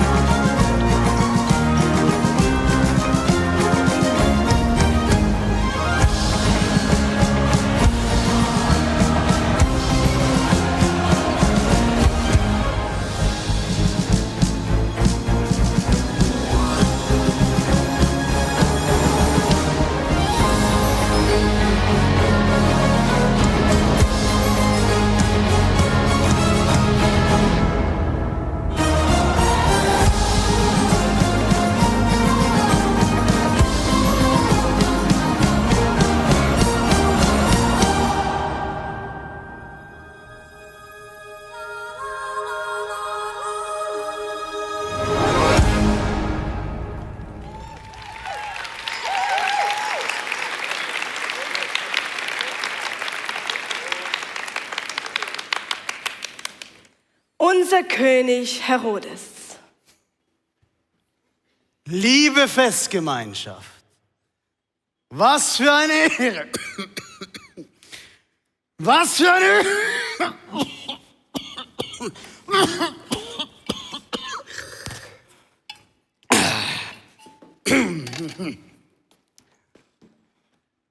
Was für eine Ehre, mit euch zusammen die Eröffnung des neuen Tempels zu feiern. Ihr werdet ihn den Herodianischen Tempel nennen. Er soll euch jederzeit daran erinnern, wer euer Gott König ist und welchen Gott wir anbeten. In diesem Sinne wünsche ich euch allen ein schönes Fest.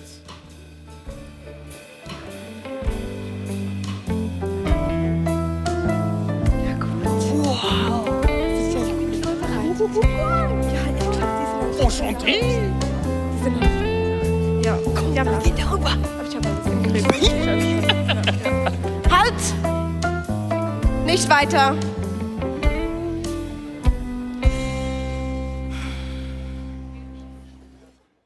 Gesindel wie ihr habt nichts an der Eröffnungsfeier von Herodes Tempel verloren.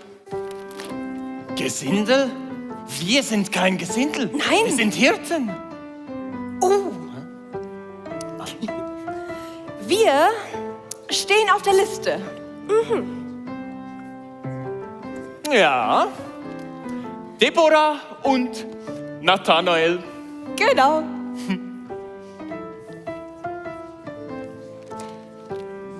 Pharisäer aus Jerusalem. Ja. Engagiert und motiviert.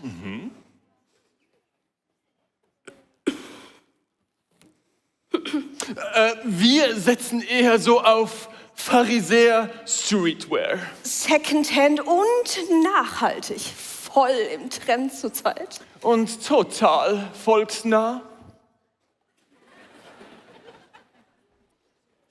Raus. We wish you a Merry Christmas. We wish you a Merry Christmas. We wish you a Merry Christmas and a Happy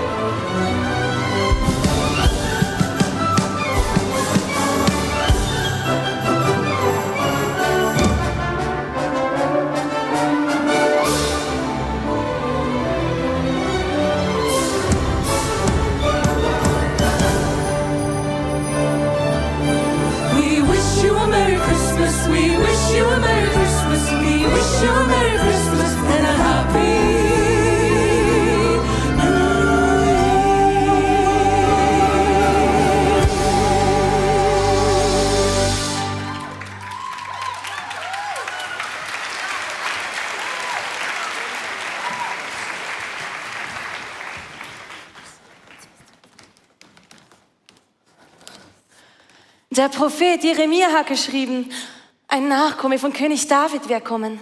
Er wird ein gerechter König sein und mit Weisheit regieren.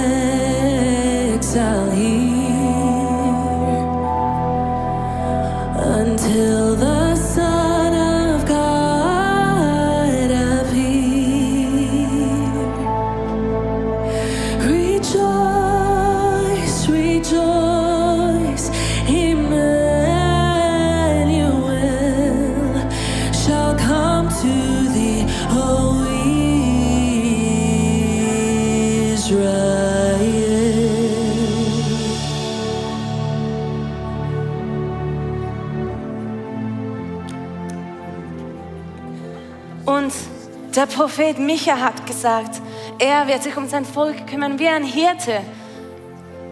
Gott wird ihm die Kraft dazu geben. Er wird den Menschen Frieden bringen. Ja, er wird der Friede sein.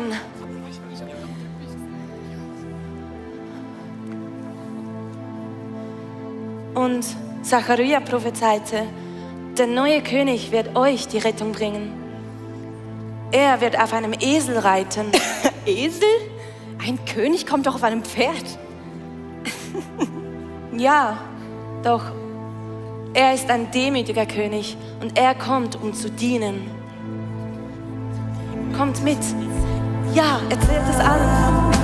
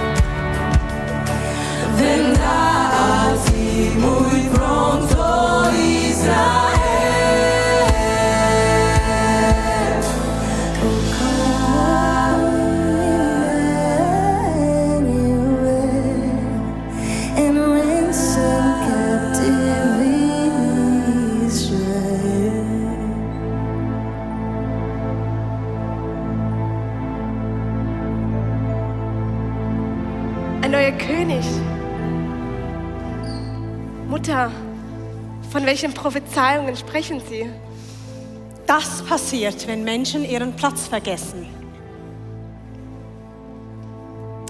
Dieses undankbare Volk erfindet immer neue Geschichten.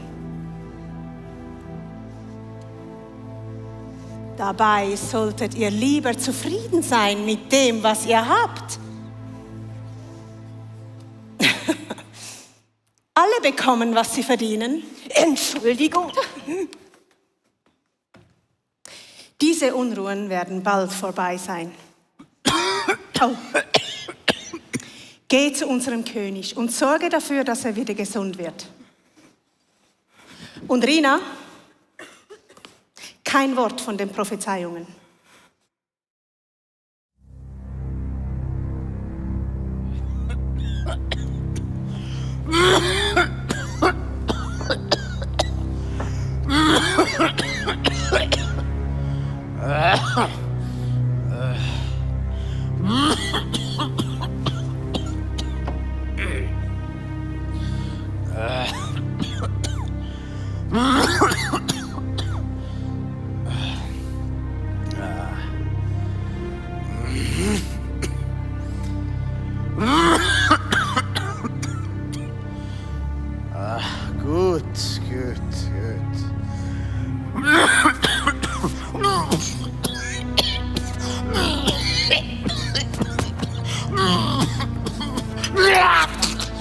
Wollte mich eigentlich umbringen! Ihr seid alles Nichtsnutze!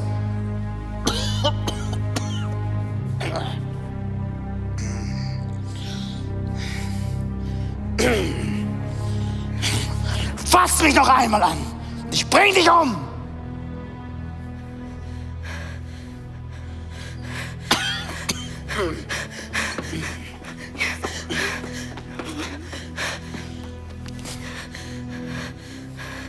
Rina, Kind, du weißt schon, warum du hier stehst. Ja, aber ich wollte doch nur... Alle bekommen, was sie verdienen. Hadassah! Hadassah! Mein König? Sieh zu, dass ich wieder gesund werde.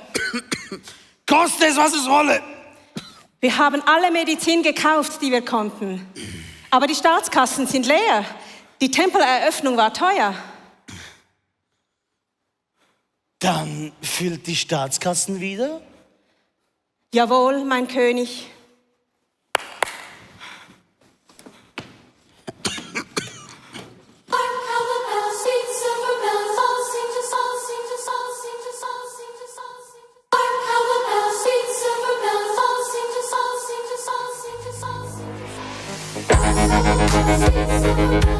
Sing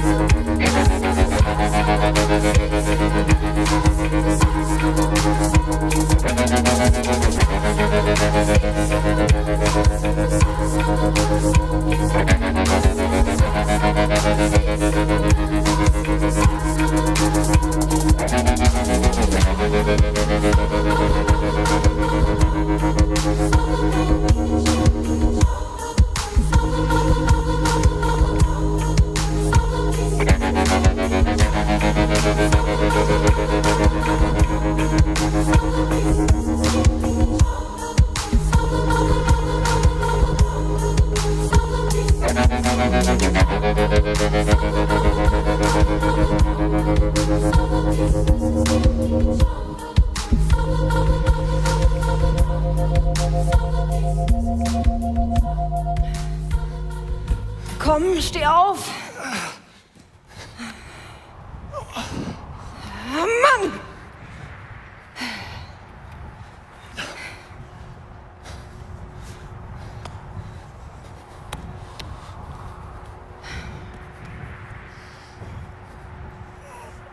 Hey, Avi. Hä?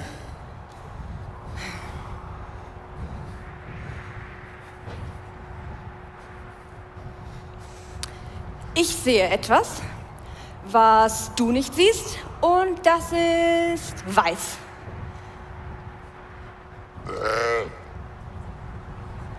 Schaf?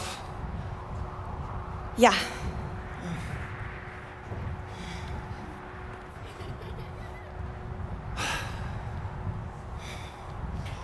Ich sehe etwas, was du nicht siehst, und das stinkt.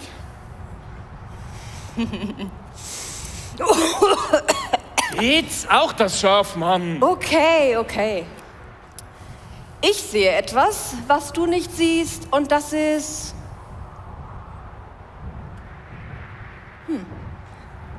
schwarz. Schwarz? Unsere Zukunft? Ja.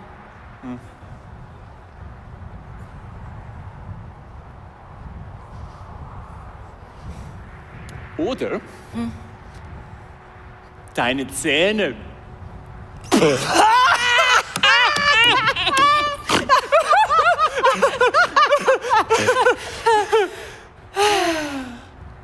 Stimmt ja beides. Oh, hi.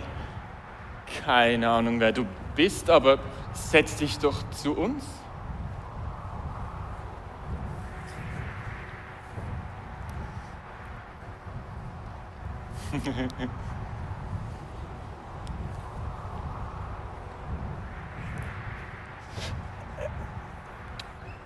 Die ist sicher kalt. Aber wir können dir nicht mal mehr eine Decke anbieten. Aber Feuer hat's noch. Ja. Heute ist echt nicht so unser Tag. Nein. Oh, aber wir spielen gerade ein Spiel. Oh ja. Ich sehe etwas, was du nicht siehst. Das kennst du, oder? Schaust dich einfach so um, was du so siehst. Genau, und in unserem Fall siehst du jetzt genau nichts. Ja. Wegen Herodes funktioniert das Spiel nicht. Er hat alles mitgenommen. Alles. Ich ändere das Spiel etwas ab. Ich sage euch was ihr nicht wisst.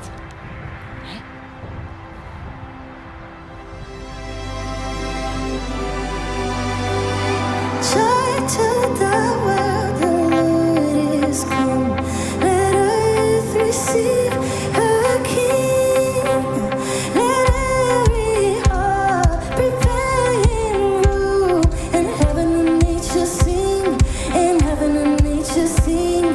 And heaven, nature sing. Joy, joy, joy to the world. Joy,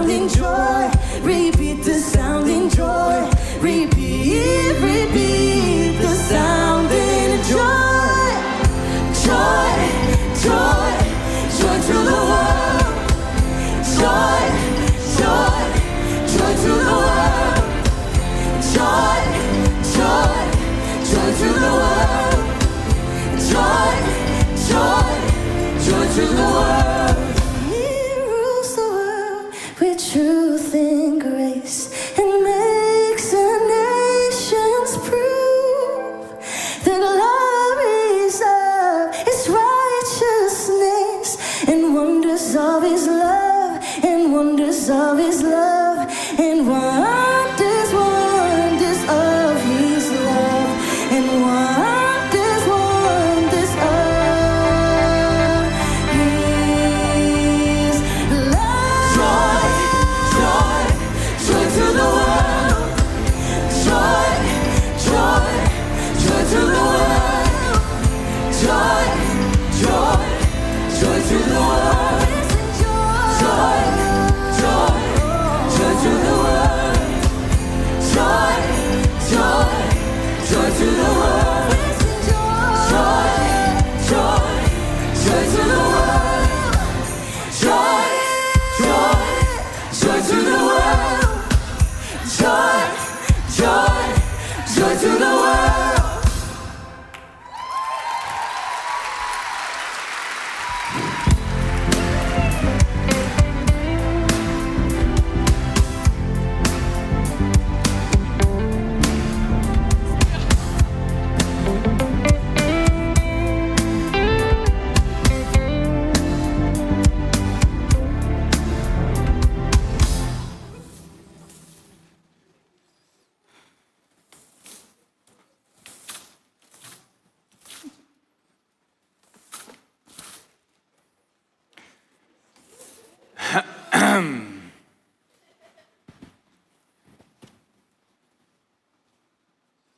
Wir sind Reisende aus dem Osten.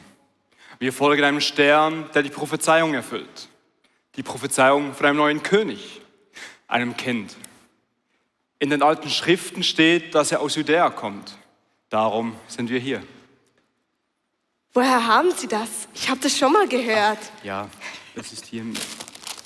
Ich bedauere eure lange Reise. Hier gibt es keine Prophezeiungen zu erfüllen. Wir haben bereits einen König. Ich wünsche euch eine gute Heimreise.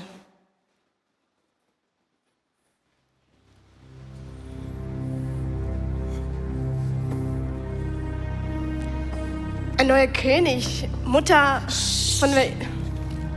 Herodes darf das nie erfahren. Was? Darf ich nicht erfahren? Da war gar nichts. Wir haben nur so dahin geredet. Du? Da war jemand, der hat wirres Zeugs erzählt. Es war nix. Sie müssen ja Ihre Kräfte schonen. Bring mir diesen Besuch zurück. Jawohl. Entschuldigung, Sie können gerne zurückkommen.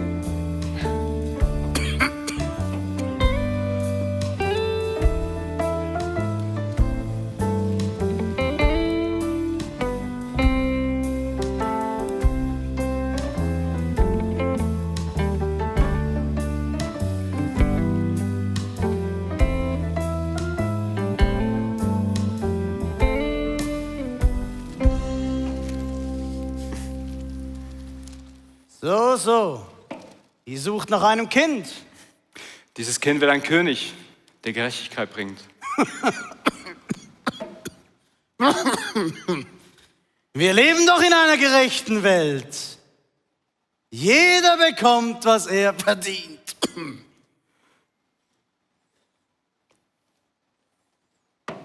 Und wie war das? Dieser König kommt, um zu dienen. Ja.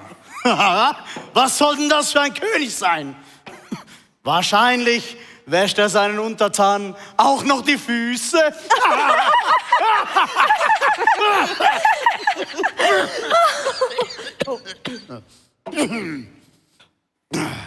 Ich kann euch da nicht weiterhelfen. Wer auch immer dieser König sein soll. Gehen wir wieder in die.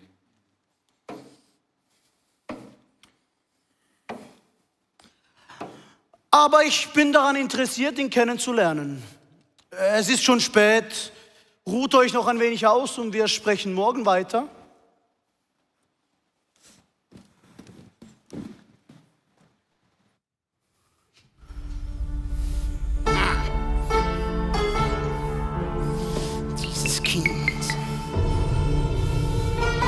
Dieses Kind ist eine Gefahr für mein Königreich.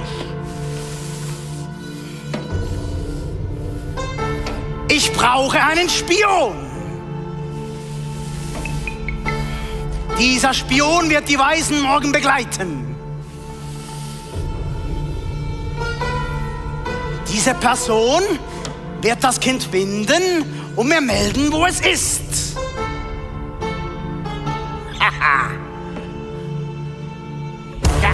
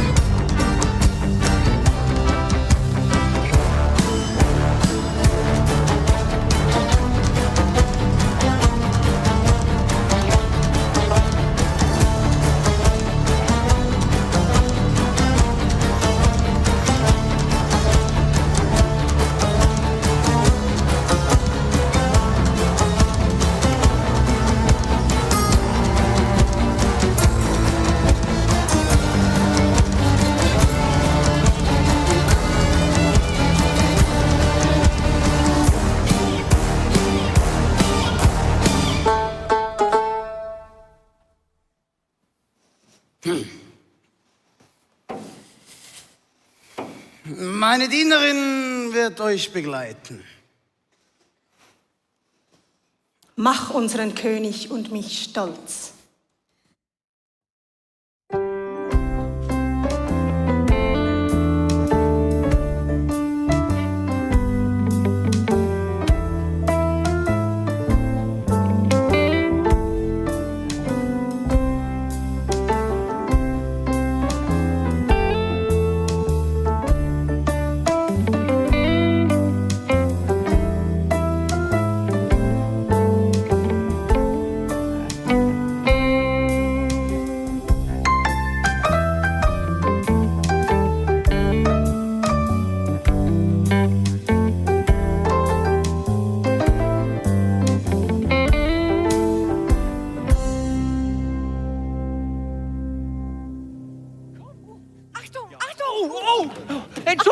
Entschuldigung! Habt ihr schon gehört? Er ist da! Der neue König Jesus. Wir haben ihn gerade erst gesehen. Ja. Wo habt ihr ihn gesehen? Da! Oh, so einen Frieden habt ihr noch nie gespürt. Hey! Die gehört doch zu Herodes.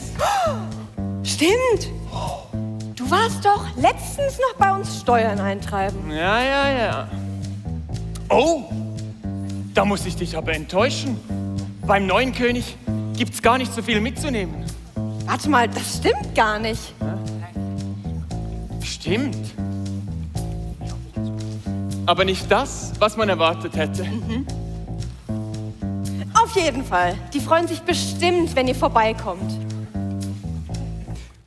Wie habt ihr davon erfahren? Oh, es war unglaublich! Engel sind uns erschienen. Wir erzählen's euch. Oh ja.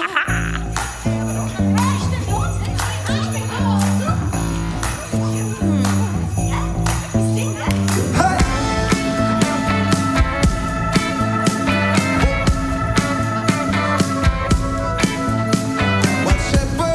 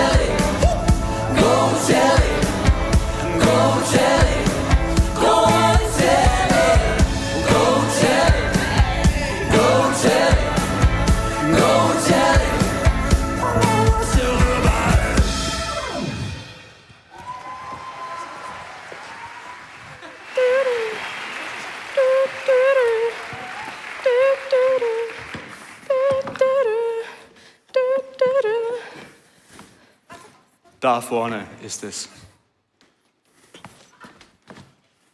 Hier soll der neue König sein.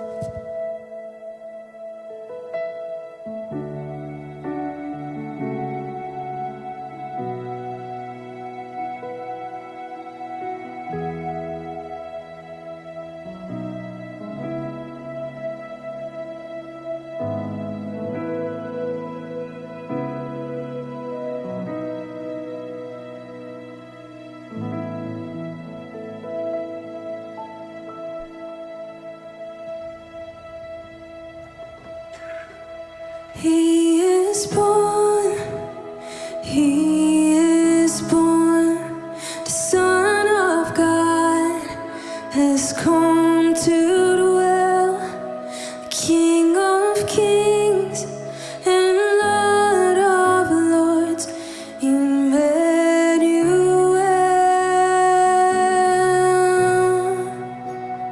He is born, he is born, hope for all. Now go and tell, he has come to save the world. We sing Noel.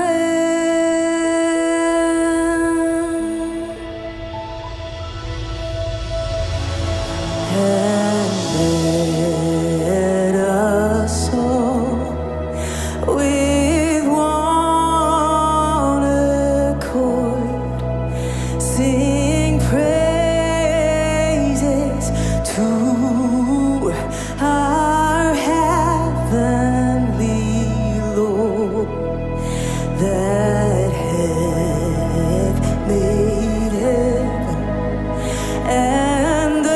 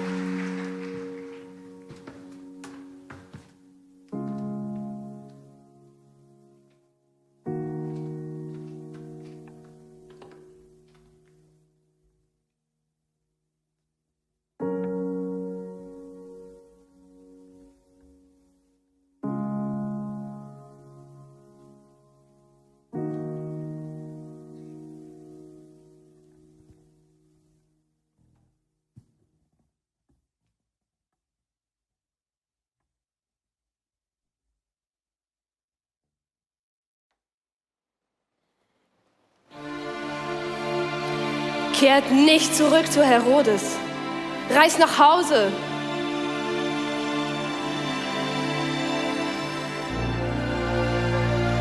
Josef, steh auf, nimm das Kind und seine Mutter und flieh nach Ägypten. Bleib dort, bis ich dir etwas anderes sage. Denn Herodes wird nach dem Kind suchen lassen, um es...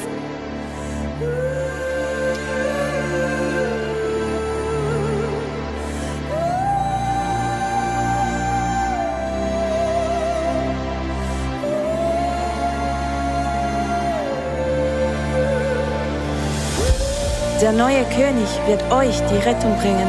Er kommt, um zu dienen. Ein neuer König? Mutter, von welcher Prophezeiung sprechen Sie? Dieses undankbare Volk erfindet immer neue Geschichten. Wir sind Reisende aus dem Osten. Wir folgen einem Stern, der die Prophezeiung erfüllt. Er ist da, der neue König Jesus. Wir haben ihn gerade erst gesehen.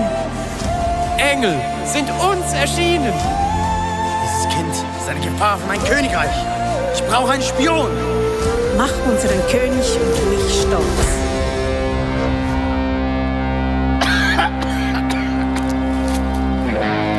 Doch du, Bethlehem, bist zwar klein unter den Städten Judas.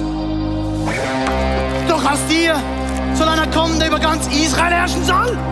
Wache!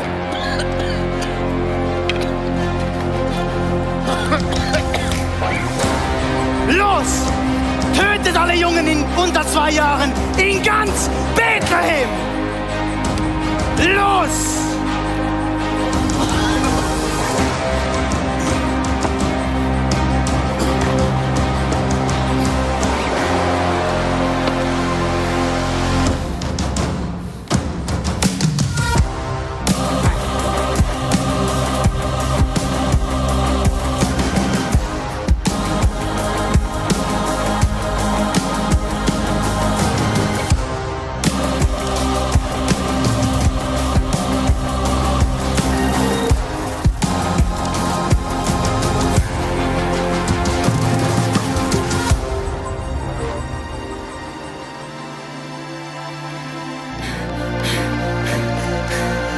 Ich weiß, wo das Kind ist. Herodes hat es bereits selber herausgefunden.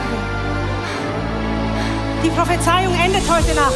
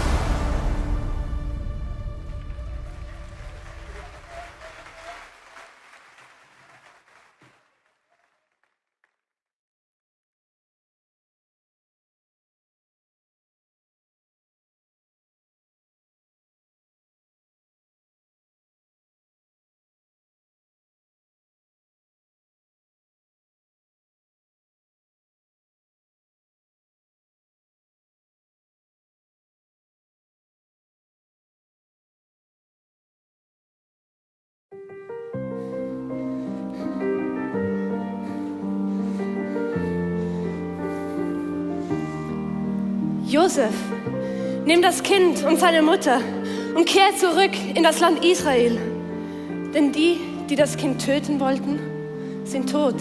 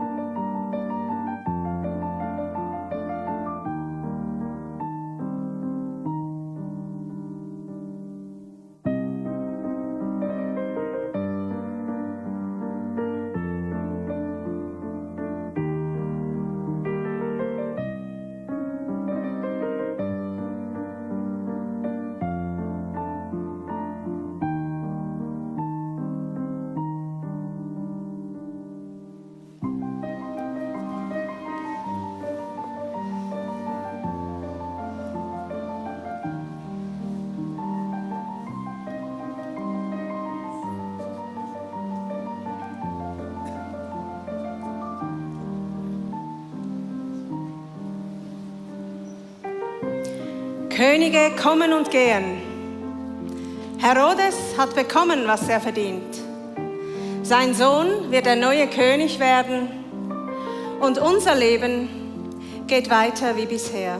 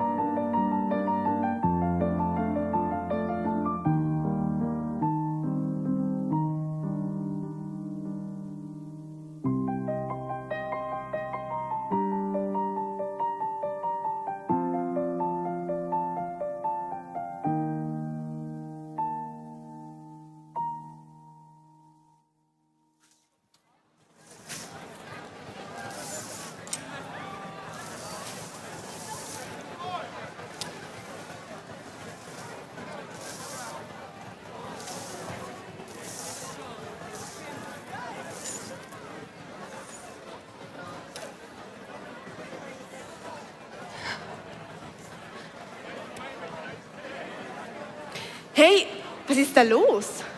Er ist in der Stadt, Jesus. Jesus? So wie das Baby in der Krippe?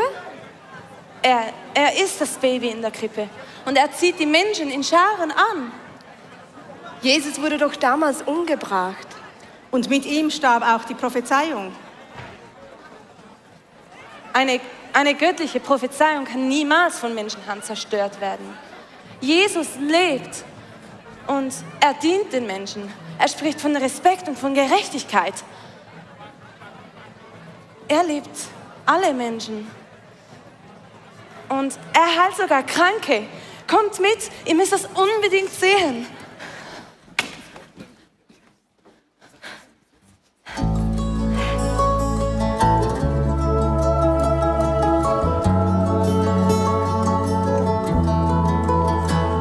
Oh, soul, are you weary and troubled?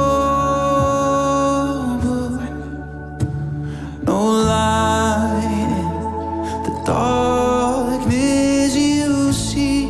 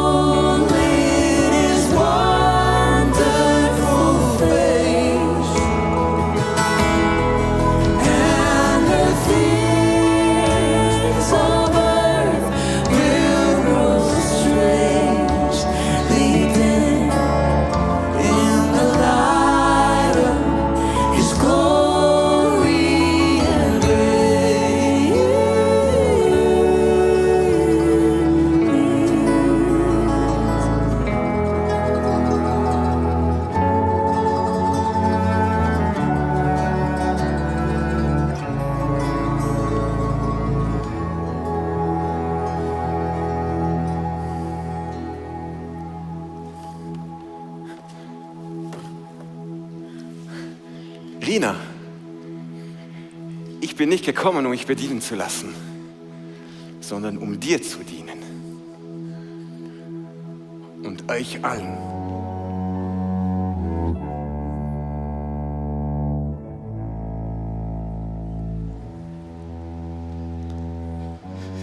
So, die Weihnachtsgeschichte hat mega verschiedene Geschichten. Eigentlich sind so zwei Einstellungen, man kann auch sagen zwei Königreiche. Das Reich von Gott, das sagt, ich diene, ich unterstütze, ich fördere, ich bin für dich. Und dann hast du das Reich vom Herodes. Macht, Eifersucht, Angst, dass da plötzlich jemand vor der Sonne steht, vielleicht einen Job wegnimmt, vielleicht gewisse Dinge besser macht, mehr Klicks und mehr Likes hat. Und sind so zwei Reiche, die total gegeneinander kluften. Und so meine Frage ist so, von was bist du eifersüchtig oder was macht dich in deinem Leben eifersüchtig? Man sagt, Eifersucht ist nicht per se falsch. Es sagt eigentlich auf, für was hast du eine Leidenschaft oder auch eine Berufung. Vor einigen Jahren war ich in Australien und ich hatte das Vorrecht, Roger Federer, vielleicht kennst du ihn, beim Tennisspielen zuschauen in Melbourne.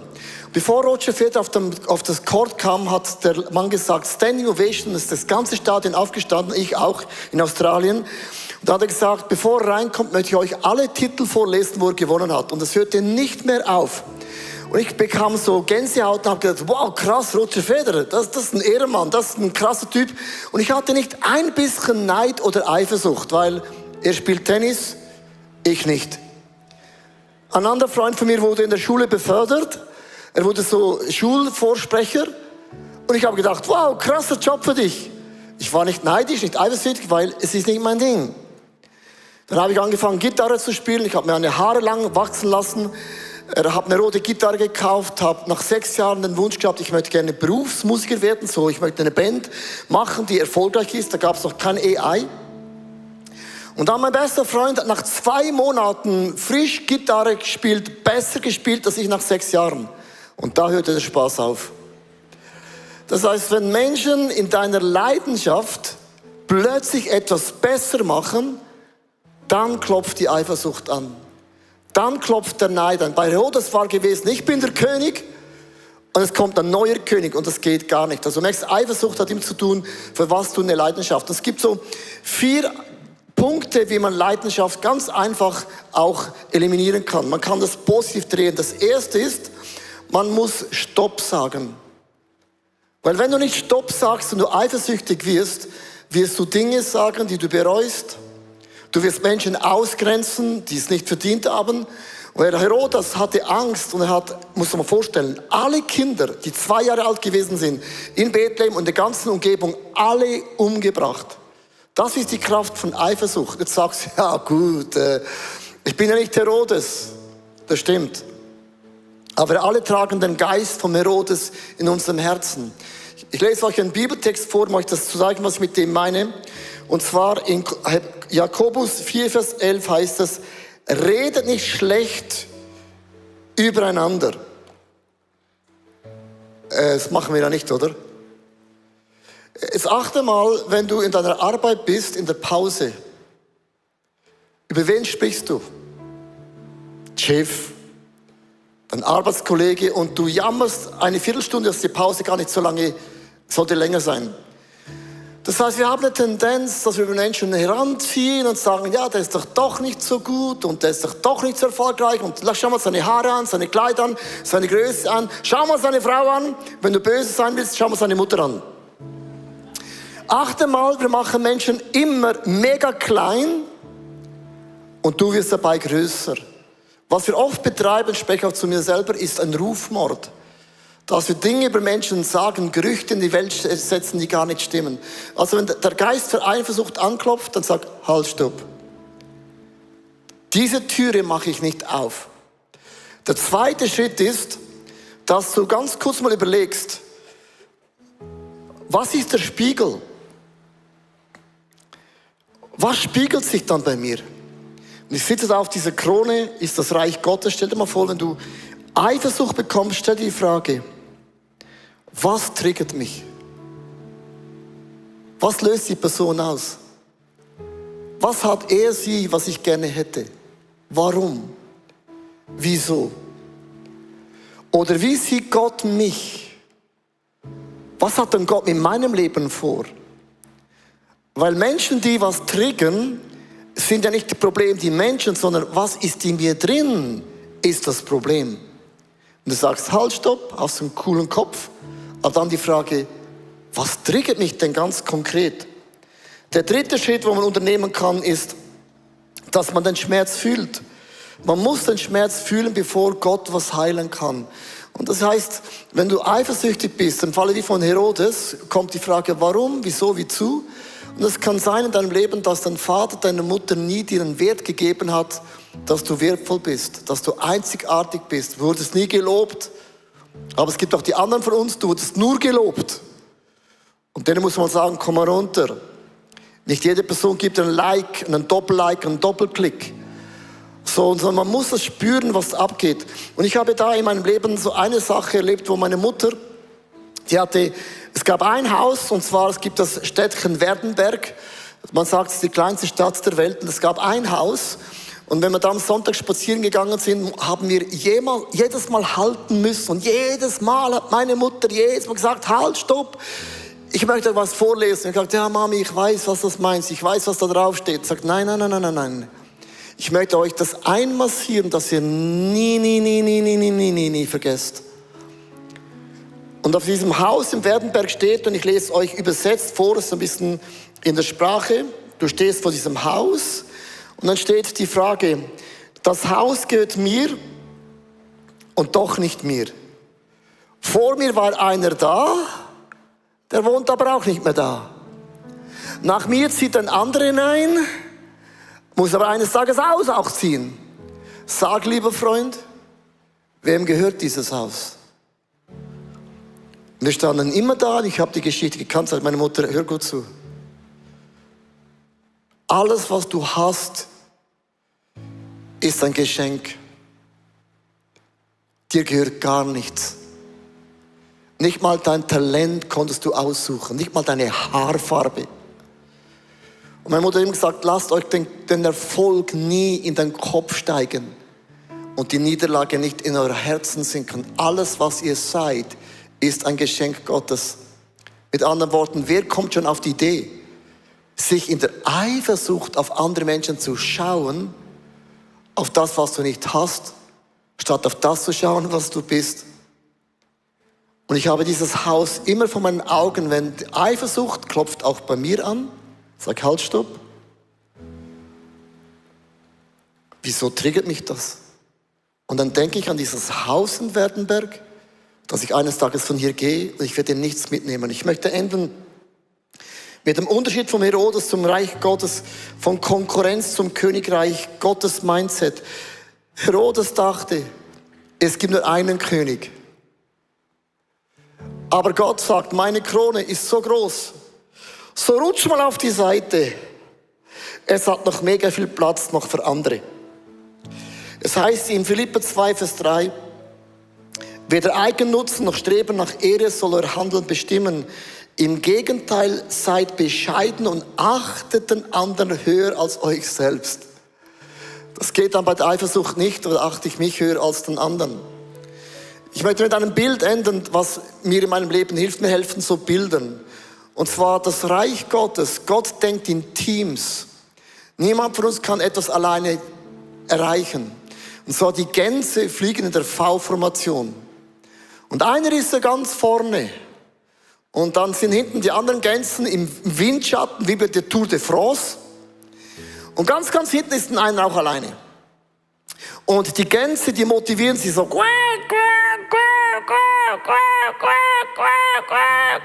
Muss man hören, sind wir schon da? Die spornen sich an.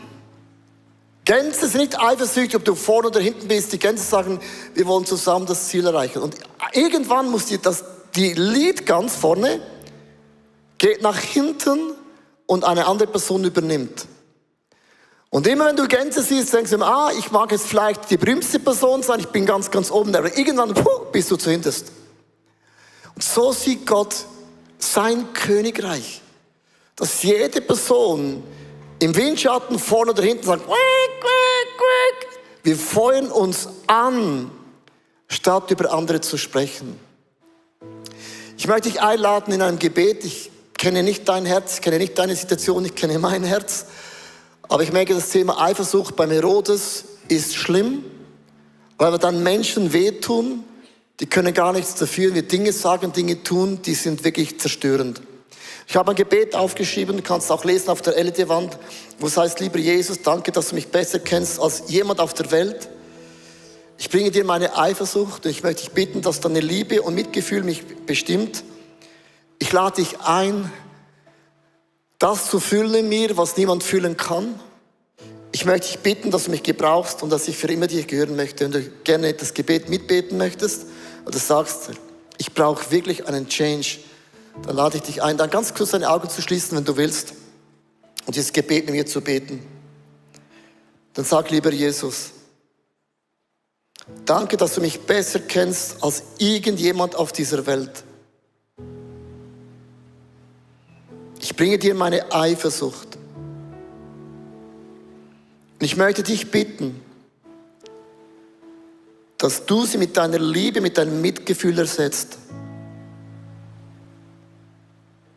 Ich bitte dich, in mein Leben zu kommen. Ich brauche dich definitiv. Und ich möchte immer für dich gehören. Bevor ich Amen sage, möchte ich dich fragen, welches Wunder der Eifersucht brauchst du? Wo hast du Freundschaften beendet? Einen Job niedergelegt? Menschen verachtet? Weil sie dir zu nahe kamen.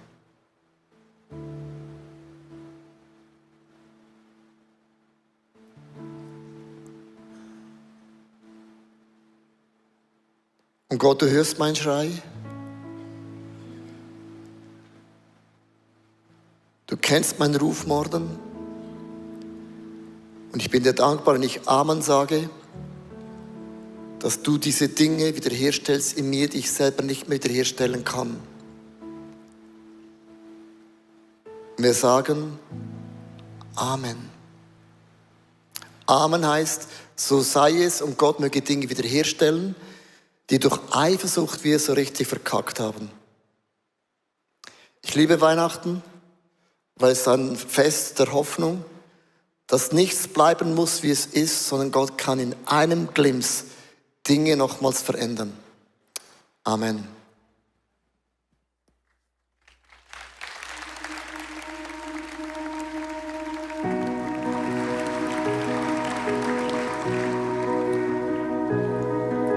The light of the world is overcome.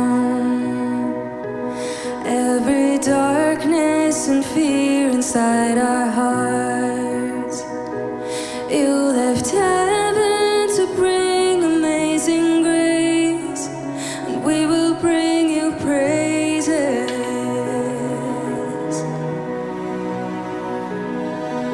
The heart of the Father you reveal, all the kindness and mercy that's within. All the angels sing out your holy name, and we will sing your praises.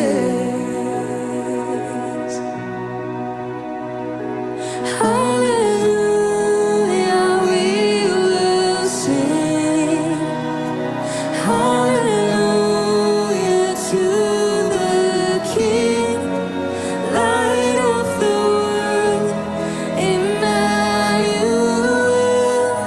Jesus is here, God with us.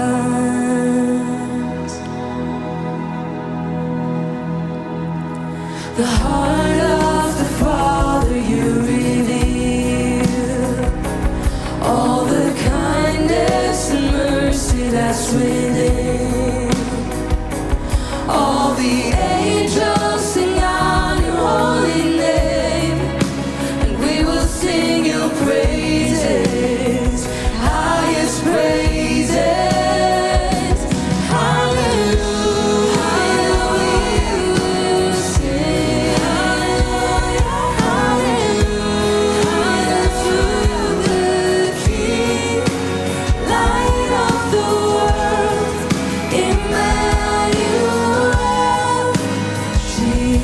is here, God with us.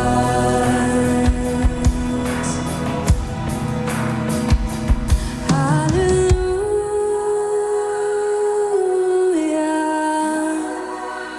hallelujah,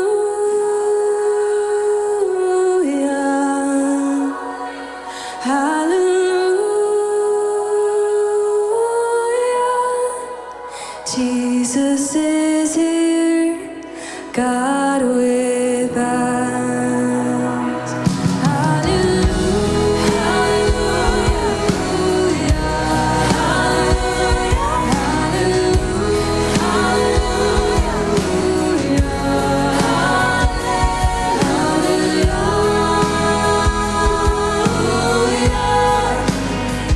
Jesus is here, God with us.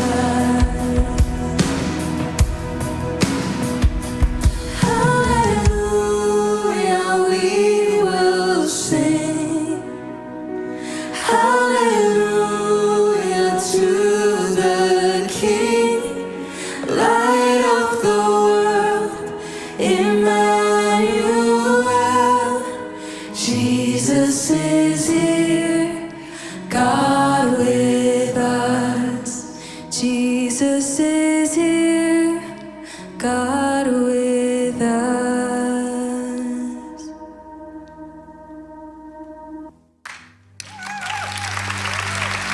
Jesus ist hier, Gott mit uns. Das ist die Botschaft von Weihnachten. Und ich lade dich ein, wenn du magst, mit mir aufzustehen, um eines dieser ganz bekannten Weihnachtslieder zu singen.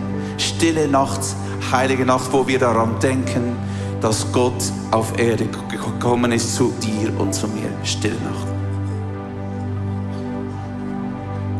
Stille Nacht, heilige Nacht, alles schläft, einsam war, nur das traute hochheilige Paar, das im Stalle zu Bethlehem war. Schlaf in himmlischer Ruhe, Schlaf in himmlischer Ruhe. Stille Nacht, heilige Nacht, Gottes Sohn, oh wie lang, lieb aus deinem göttlichen Mund, da uns schlägt die rettende Stund. Christ in deiner Geburt,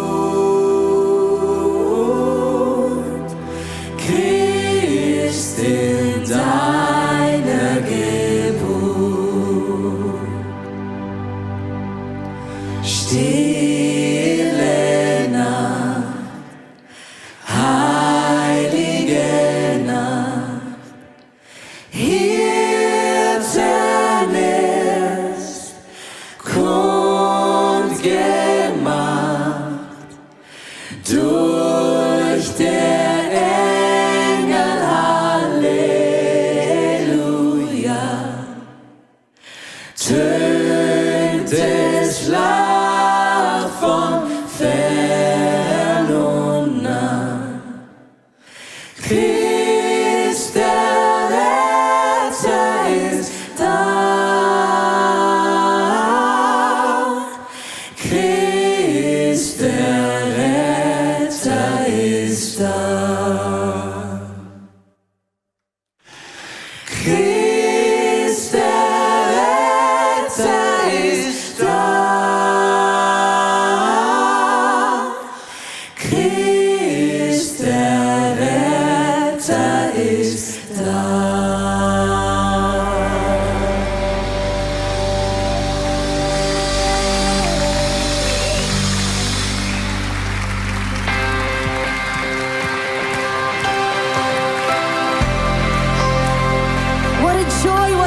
celebration.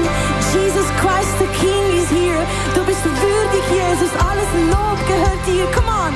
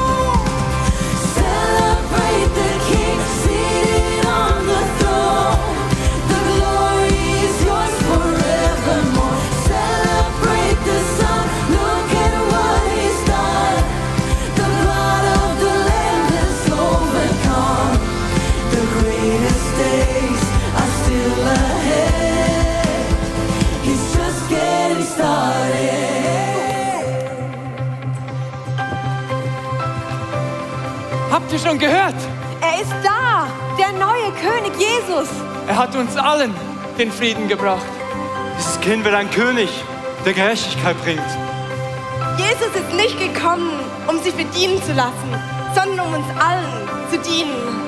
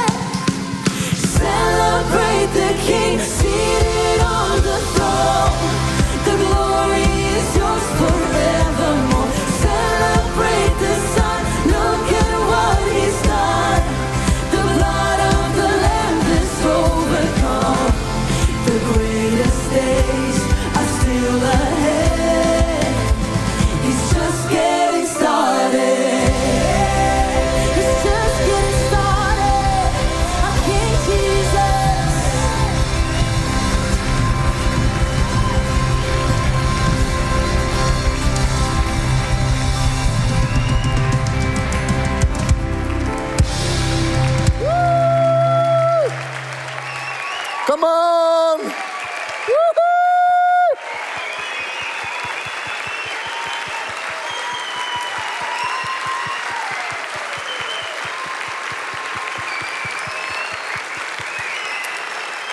So, vielen, vielen Dank. Ihr dürft noch mal ganz kurz Platz nehmen. Wir sind noch nicht am Ende, darum dürft ihr noch mal gerne klatschen. Vielen Dank. Ihr seid das super gute Publikum. Heute Abend das Beste. Vielen Dank. Bevor wir zum Grande Finale kommen, ich möchte ganz kurz, wenn du heute Abend vielleicht da bist und hast Gebet mitgebetet, das machen wir jede Weihnachten so, da haben wir so eine gratis Starterbibel, und da rausgehst, stehen so Frauen und Männer da. Dann nimm gern so eine Bibel mit, das ist unser Geschenk an dich, dass du lesen kannst. Was ist das Reich Gottes für eine andere Dimension? Da sind Geschichten drin von diesem wunderbaren Jesus. Wir sammeln jedes Jahr eine Kollekte ein, und zwar für 2 Dinge, um die Umkosten von diesem großen Christmas Experience zu decken. Und das Zweite ist auch, wir machen am 24. eine Weihnachtsparty für die Menschen, die keine Familie haben. Bevor wir Geld einsammeln, ist für mich mega wichtig zu wissen, ohne die Hunderten von Volunteers, die schon Monate vor tanzen, in der Band, in der Grafik, in der Technik, bei den Licht, wo auch immer, auch hinten bei der Maske, das sind Volontäre, wo gratis da sind. Ohne die wäre das gar nicht möglich. Das könnten wir gar nicht alles bezahlen. Lasst uns mal den Leuten einen großen Applaus geben, wo immer auch seid. Wo immer auch seid. Großen Respekt. Ja, großen Respekt.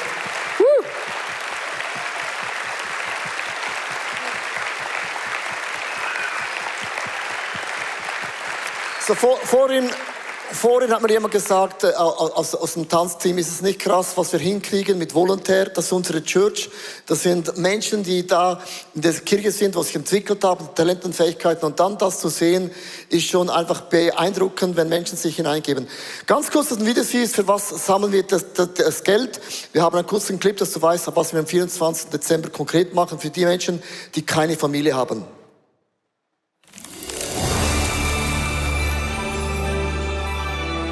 Ich werde mit meinem Mann zusammen Weihnachten hier feiern, im ICF. Wo wir das erste Mal dann im ICF gefeiert haben, ist meine Mutter 2 Monate vorher gestorben. Und wir wollten dann nicht den Abend alleine verbringen. Es war wirklich ein fröhlicher Abend. Wir haben es richtig genossen. Ja. Es gibt dann ein Abendessen, dann gibt es Spiele. Die Leute schätzen das sehr. Sie schätzen, dass sie bedient werden, dass sie verwöhnt werden. Und es gibt auch einen Input von Michi Sieber. Und Worship gibt es auch. Das Highlight ist für mich immer die Weihnachtslieder. Es gibt leider sehr viele Menschen, die am 24. alleine sind und die nicht mit ihrer Familie feiern können. Und darum ist es wichtig, dass sie wissen, dass es das Angebot gibt. Es darf jeder kommen, wie er ist. Come on!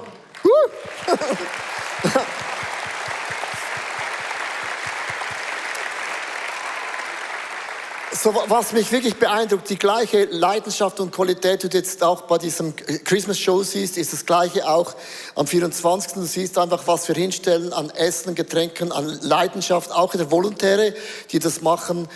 Und für das haben wir jetzt eine Kollekte ein, um die Umkosten und das 24 bezahlen.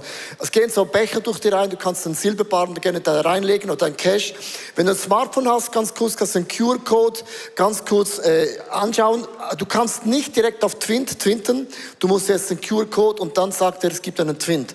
Während ihr spenden, möchte ich eine Geschichte euch erzählen, dass ihr ein bisschen auch versteht, so was geht so hinter den Kulissen ab, sondern es ist ja immer so, man sieht die Show, das Licht und die Bühne und alles ist perfekt, aber hinter der Show gibt es oft Momente, die sind ein bisschen tragisch, und zwar, wir haben eine Tanzleiterin, die ist auch zuständig, um das ganze Choreografie, wie man sich bewegt, einzustudieren. Die haben monatelang geübt und einen Tag vor der Hauptprobe hat sie so eine Übung gemacht und das Knie ist kaputt, Bänder sind gerissen und konnte nicht tanzen. Es war die Lead-Tänzerin.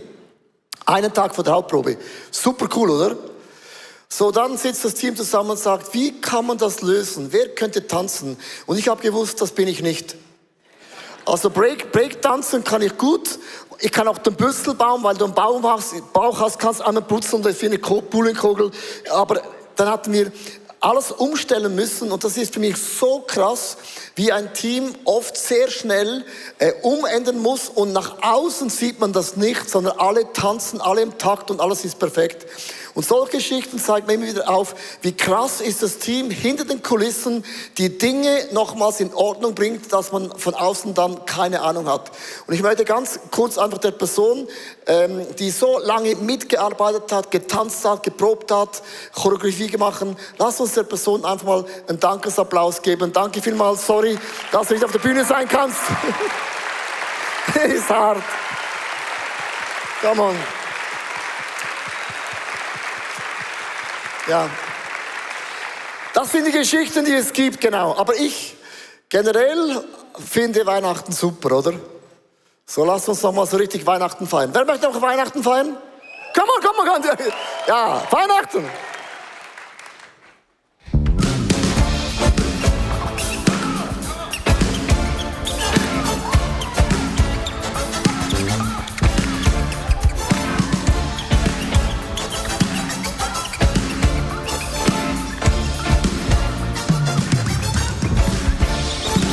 Our God is an awesome God. He reigns from heaven above with wisdom, power, and love. Our God is an awesome God. Our God is an awesome God. He reigns from heaven above with wisdom, power, and love. Our God is an awesome God. You're marvelous and you're glorious. Your love is for me victorious. You took away the fear in us. Now we praise you 'cause you can deliver us. There ain't no stopping us, no. Devil, there ain't no blocking us, no. Come on and clap your hands at us. Our God is an awesome God. He reigns from heaven above with wisdom, power, and love. Our God is an awesome God. Our God is an awesome God. He reigns from heaven above with wisdom, power, and love. Our God is an awesome God. You're marvelous and you're glorious. Your love has made me victorious. You took away the fear in us. Now we praise you 'cause you can deliver us. There ain't no stopping us, no. Devil, there ain't no blocking us, no. Come on and clap your hands at us. Our God is an awesome God. He reigns from heaven above with wisdom, power, and love. Our God is an awesome God. Our God is an awesome God. He reigns from heaven above with wisdom, power, and love. Our God is an awesome God. He reigns. He reigns. He reigns. He reigns. He reigns. He reigns. He reigns. Forever and ever. He reigns. He reigns. He reigns. Forever and ever. He reigns. He reigns. He reigns. Our God is an awesome God. He reigns from heaven above with wisdom, power, and love. Our God is an awesome God. Our God is an awesome God. He reigns from heaven above with wisdom, power, and love. Our God is an awesome God.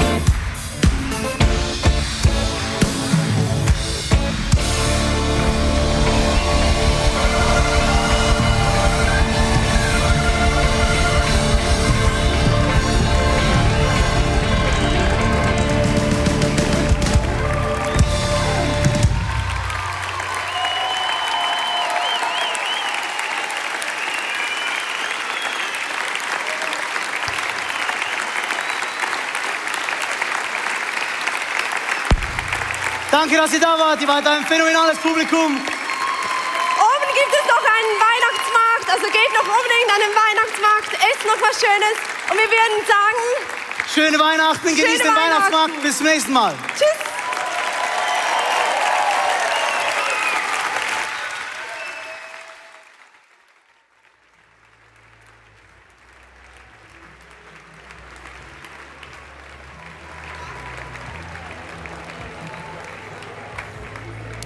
Well done, guys. So well done. quick, Well ne? done. Well Super. done. Well done. Super. Well done. Well done. Super, Well done. du hast meine Tochter Well gesehen. done, wow, Ja, Standing ja. Ovation hier in der Halle und ich hoffe bei dir zu Hause auch, die Atmosphäre ist direkt in dein Wohnzimmer, wo immer du gerade zuschaust, gekommen. Was für ein Spektakel. Was für ein Spektakel. Dad, ich frage mich wirklich eins, wie ist das möglich? Wie ist es möglich, dass du jedes Jahr wieder eine Show von ganz Neuem so auf die Beine stellst? Völlig was Neues, hat mich wirklich weggeschlagen. Ja. Heute die Kulisse, dieses Einheitliche, einfach wunderschön. Schreib noch kurz in den Kommentar, was du speziell jetzt geliebt hast an dieser Christmas Experience. Hier ist das Schneeparty. Well done, guys. Wie fühlt sich's? Exciting, exhausted, aber so happy. Ich habe das so gut gemacht, hey. Well done. Danke. Hat Spaß gemacht? Come on. Spaß gemacht. Hey, was mir mega gefallen hat, oder auf Hochdeutsch, Ja. was mir sehr gefallen hat, waren wieder einfach die Musik. Ja. Die Musik haut mich jedes Mal weg. Hey, ich habe hier zwei, drei Sänger, komm mal zu uns. Hey, was ihr wieder geleistet Danke habt. vielmals. Oder? Danke. Wirklich. Gerne. Aber Dan, ich finde, dir fehlt noch so ein Glitzer-Outfit. Möchtest du diese noch haben? Ich brauche das, dann Ja. passe ich in diese Runde. Warum ist es für dich, wenn du auf so einer Bühne Weihnachtslieder singst? Ist es anders als privat so daheim? Ja, also ich singe jetzt nicht jeden Tag Stille Nacht bei mir zu Hause, aber das ist für mich so gemeinsam Weihnachten feiern und das liebe ich einfach, dass wir unseren Retter gemeinsam feiern können. Ja, komm mal. Was ich geliebt habe, ist der Herodes, diese Stimmung. Ja. Du darfst wieder feiern, Tamara, go. Und ich hab's geliebt, dass wir gesehen haben, wie Jesus in der Krippe, wie das angefangen hat. Ja. Hey, aber er ist groß geworden, ist für uns gestorben. Ja. Die Geschichte geht weiter, es bleibt nicht bei der Weihnachtsgeschichte. So stark, David. Einfach nur so schön, stark. oder? Hey, ja, und jetzt bleibt uns nichts anderes, als dir zu sagen, bleib unbedingt noch dran, weil wir haben noch Pat im Foyer. Was eine krasse Christmas Experience wir dieses Jahr hatten. Und ich möchte es nochmal aufgreifen, was Leo gesagt hat. Am Ende hat er einen Aufruf gemacht, dass wenn du eine Entscheidung für Jesus treffen möchtest oder getroffen hast, dass du die beste Entscheidung deines Lebens getroffen hast. Und das bedeutet auch, dass du Teil von der Familie Gottes bist. Und was das bedeutet, ist, dass Gott möchte, dass wir in Gemeinschaft mit ihm gemeinsam leben. Und wir als Kirche möchten dir einfach verschiedene Möglichkeiten geben, wie du das machen kannst. Das erste ist, unter icf.ch/Jesus bekommst du, wenn du online dabei bist, eine Bibel zugeschickt, wenn du dort auf den Link gehst und dich dort anmeldest. Hier vor Ort haben wir einen Stand, wo man sich die Bibeln abholen kann, aber online wollen wir icf.ch/Jesus dir zur Verfügung stellen, damit du dich bei uns melden kannst und wir würden es lieben, dir eine Bibel zuzuschicken, damit du deinen Weg mit Jesus einfach so in der Form starten kannst. Ich möchte es auch ans Herz legen, dass du dir die Bibel holst, auch wenn du schon eine Bibel zu Hause hast. Einfach als Statement, dass du sagst, hey, ich möchte heute ein Statement setzen, ich bestelle diese Bibel. Und mit der Bibel ist es mein Statement, dass ich ab heute zu Jesus gehöre. Das Zweite ist, dass Gott hat uns dazu berufen, in Gemeinschaft zu leben. Und das bedeutet, dass wir einerseits eine Kirche brauchen und andererseits Small Groups brauchen. Wir hoffen, ich würde dir ans Herz legen, dass du dir eine Kirche suchst. Ob das eine Kirche ist, die bei dir in der Umgebung ist, vielleicht eine Kirche bei dir um die Ecke oder in der Stadt, wo du weißt, hey, das ist eine gute Kirche, da möchte ich hingehen. Oder du kennst jemanden, der Teil von einer Kirche ist, dann frag die Person, hey, ich habe eine Entscheidung für Jesus getroffen, kann ich zu dir zur Kirche kommen?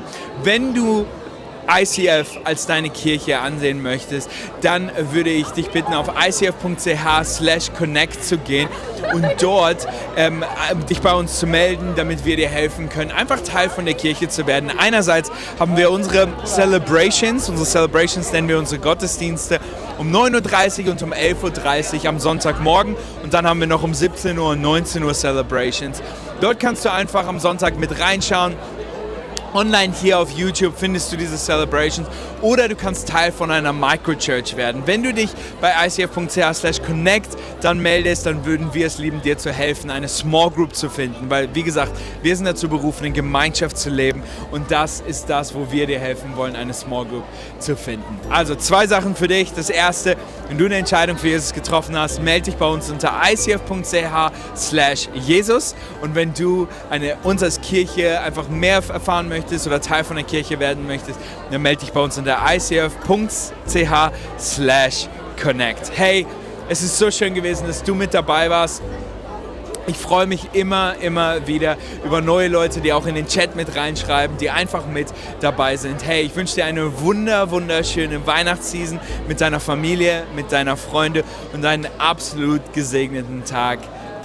Bis dann. Ciao.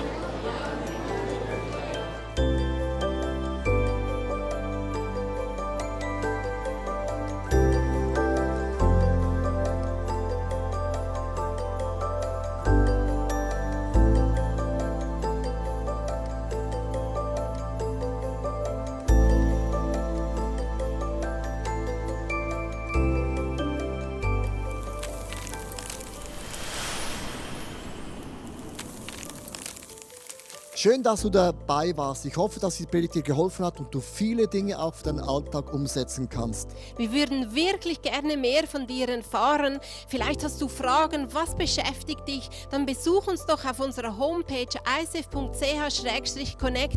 Dort erfährst du auch, was uns als Community eigentlich ausmacht. Alles, was du hier siehst, hat zu tun. Viele Volunteers, sie haben ihre Talente investiert, ihre Zeit investiert, auch ganz konkret Finanzen, weil ohne Finanzen ist das alles gar nicht möglich. Ja, und das hier ist unsere Einladung an dich, Teil von diesem Großen zu werden, was Gott tut, auch mit deinen Finanzen, weil es ist so viel Technik, es sind so viele Investments, die wir machen, dass das alles möglich ist. Und mit deinen Finanzen kannst du dann einen Unterschied machen. Und noch eine kleine Sache, abonniert den Kanal, macht einen Daumen hoch, schreibt was in den Kommentar rein, weil es wird uns helfen, dass Leute plötzlich von dieser Sendung hören, weil wir wollen ja die beste Botschaft rausbringen an Menschen, die noch nie von diesem Gott gehört haben.